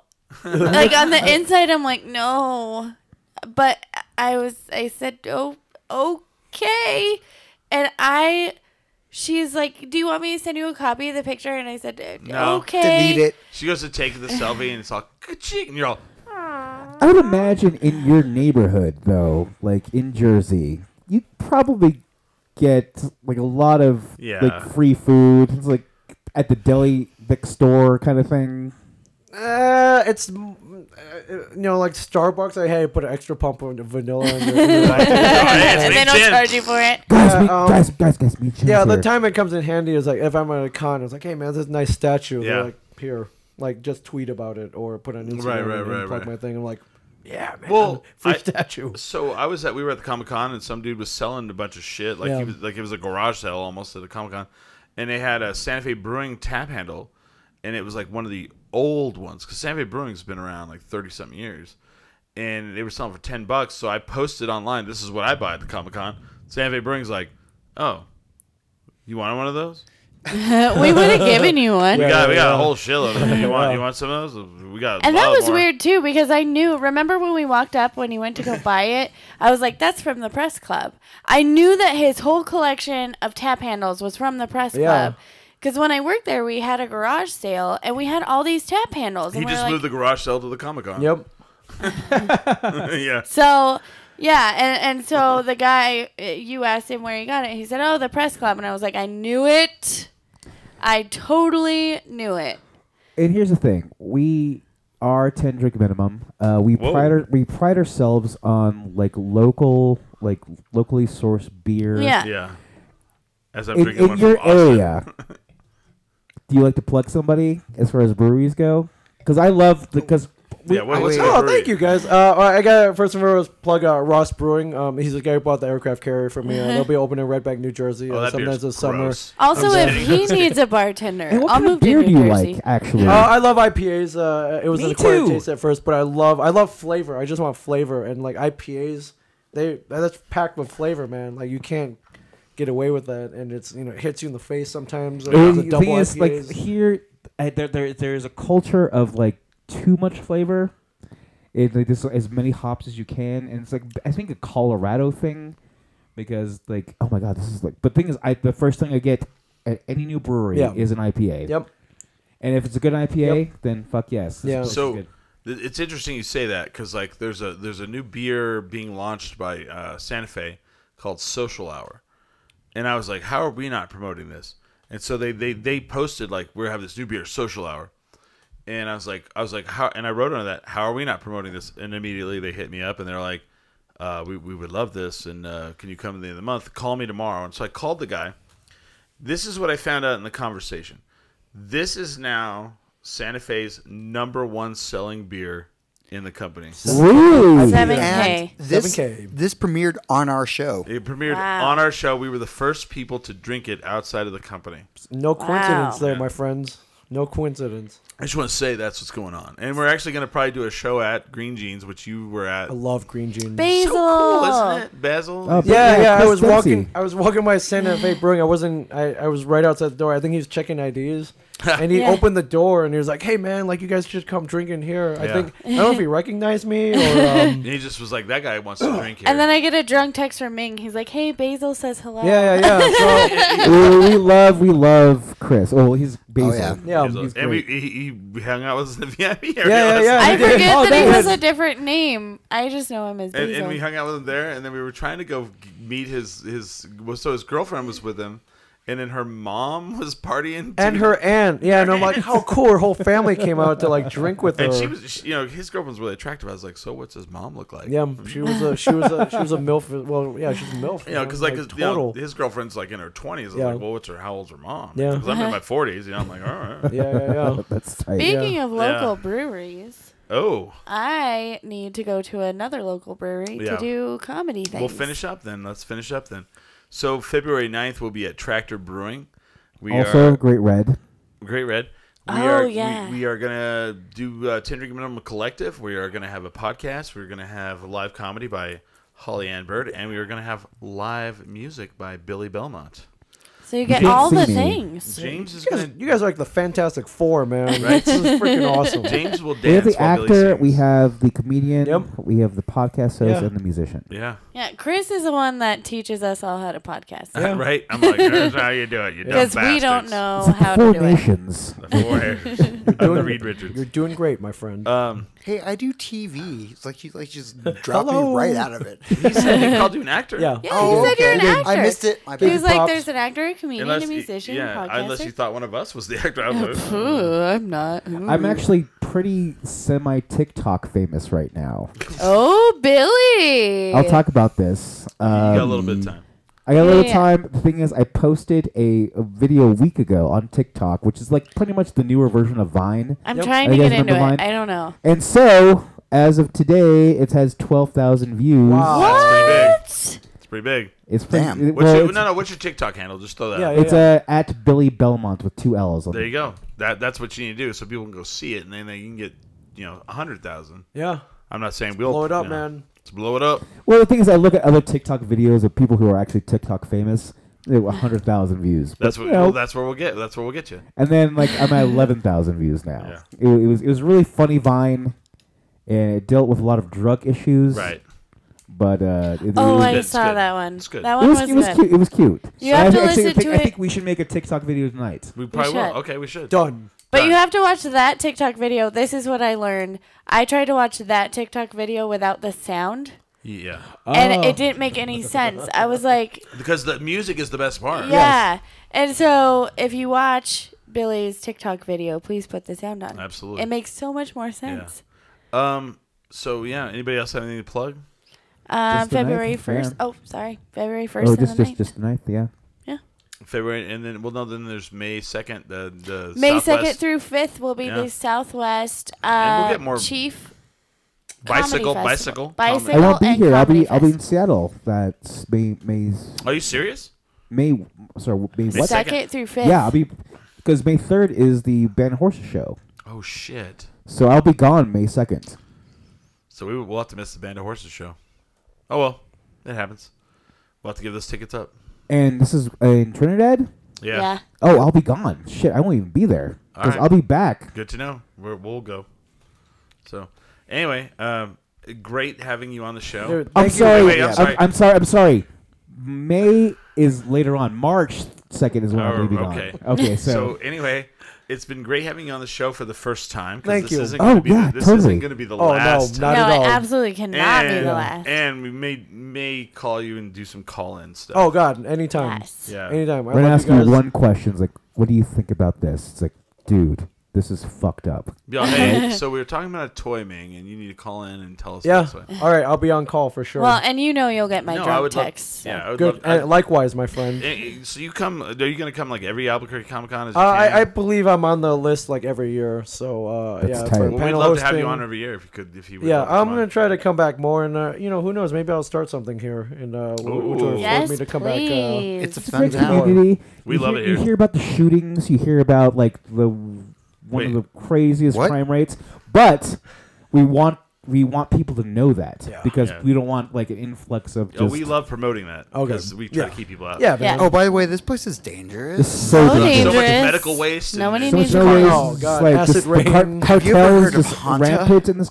cars on fire randomly. STD. It's like Mad Max, but like Yeah. in Oh, the yeah. desert. Like Yeah.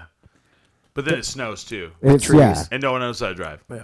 and so we want to keep it that way. Yeah. So we want to keep this our little gem of a city Yeah. that we love so much. We're trying to anti Portland, Anti gentrify this place. Yes. So, Absolutely. man, it's been a great weekend. Yeah, it really You has. are, and I will say this without any hesitation. Okay. One of the most genuine, nicest people I've ever met. You love, socializing. You love your fans. You love the attention. You love just man. And I You're a love great guy. Albuquerque, and I love Yeah. podcasting, and I love you guys. Yeah, Aw. it's fantastic. So thank man. you. It's been I'm glad we Are you met. crying? It's been No, a pleasure. Not yet. Not yet. I told Okay. you guys you would frickin' love him. You've been Look great. at him. And I was He's telling the best. Smiley, like the thing is, like we have guests on the show, and they're not used to the microphone. Yeah. And Yeah. you know the microphone because you've been doing this a long fucking time. I love the microphone. That's what I hear. I'm So, just kidding. It's like listening to YouTube, like go back and forth, just talking about your Busting weekend. balls. And here I is, like, well, I'll chime in. It's like, that's crazy, or like, oh my god, This is that's probably the least weird, episode right? you've talked, and it's because you're just like, Yeah, I'll this let him is go. great fucking conversation. And that's why we're good. Is we're like, we'll let someone go. You just you talk. You know. Yeah, seriously, thanks, guys. Like, Yeah. I No, just love the thank warm It's welcome. been our pleasure. So, I'm just gonna say that for everybody. It has been my pleasure to be your friend. Yeah. And to Likewise, have you Holly and here. Bird. Love you. Thank you guys for listening out there. We've been having just a real fan fest in here. We're gonna go drink some more booze. That's what I'm saying. Yeah. So check us out, 10drinkminimum.com. Check us out like us on facebook.com/10drink. Add us on Instagram. It's all out there. Yeah. And that's it. Like my TikTok video. Like Billy's TikTok video. Follow Yeah. me on Instagram, Hollybird Comedy. Help out Ming Chen get some followers. No, yeah. I know Ming yeah. Chen needs more Yeah, followers. he needs like Need followers. more Yeah. than because you have like what 500,000 followers on Instagram. Probably. Not quite, but Oh, we're yeah. getting there. Watch my He's- TV show. Watch this TV show.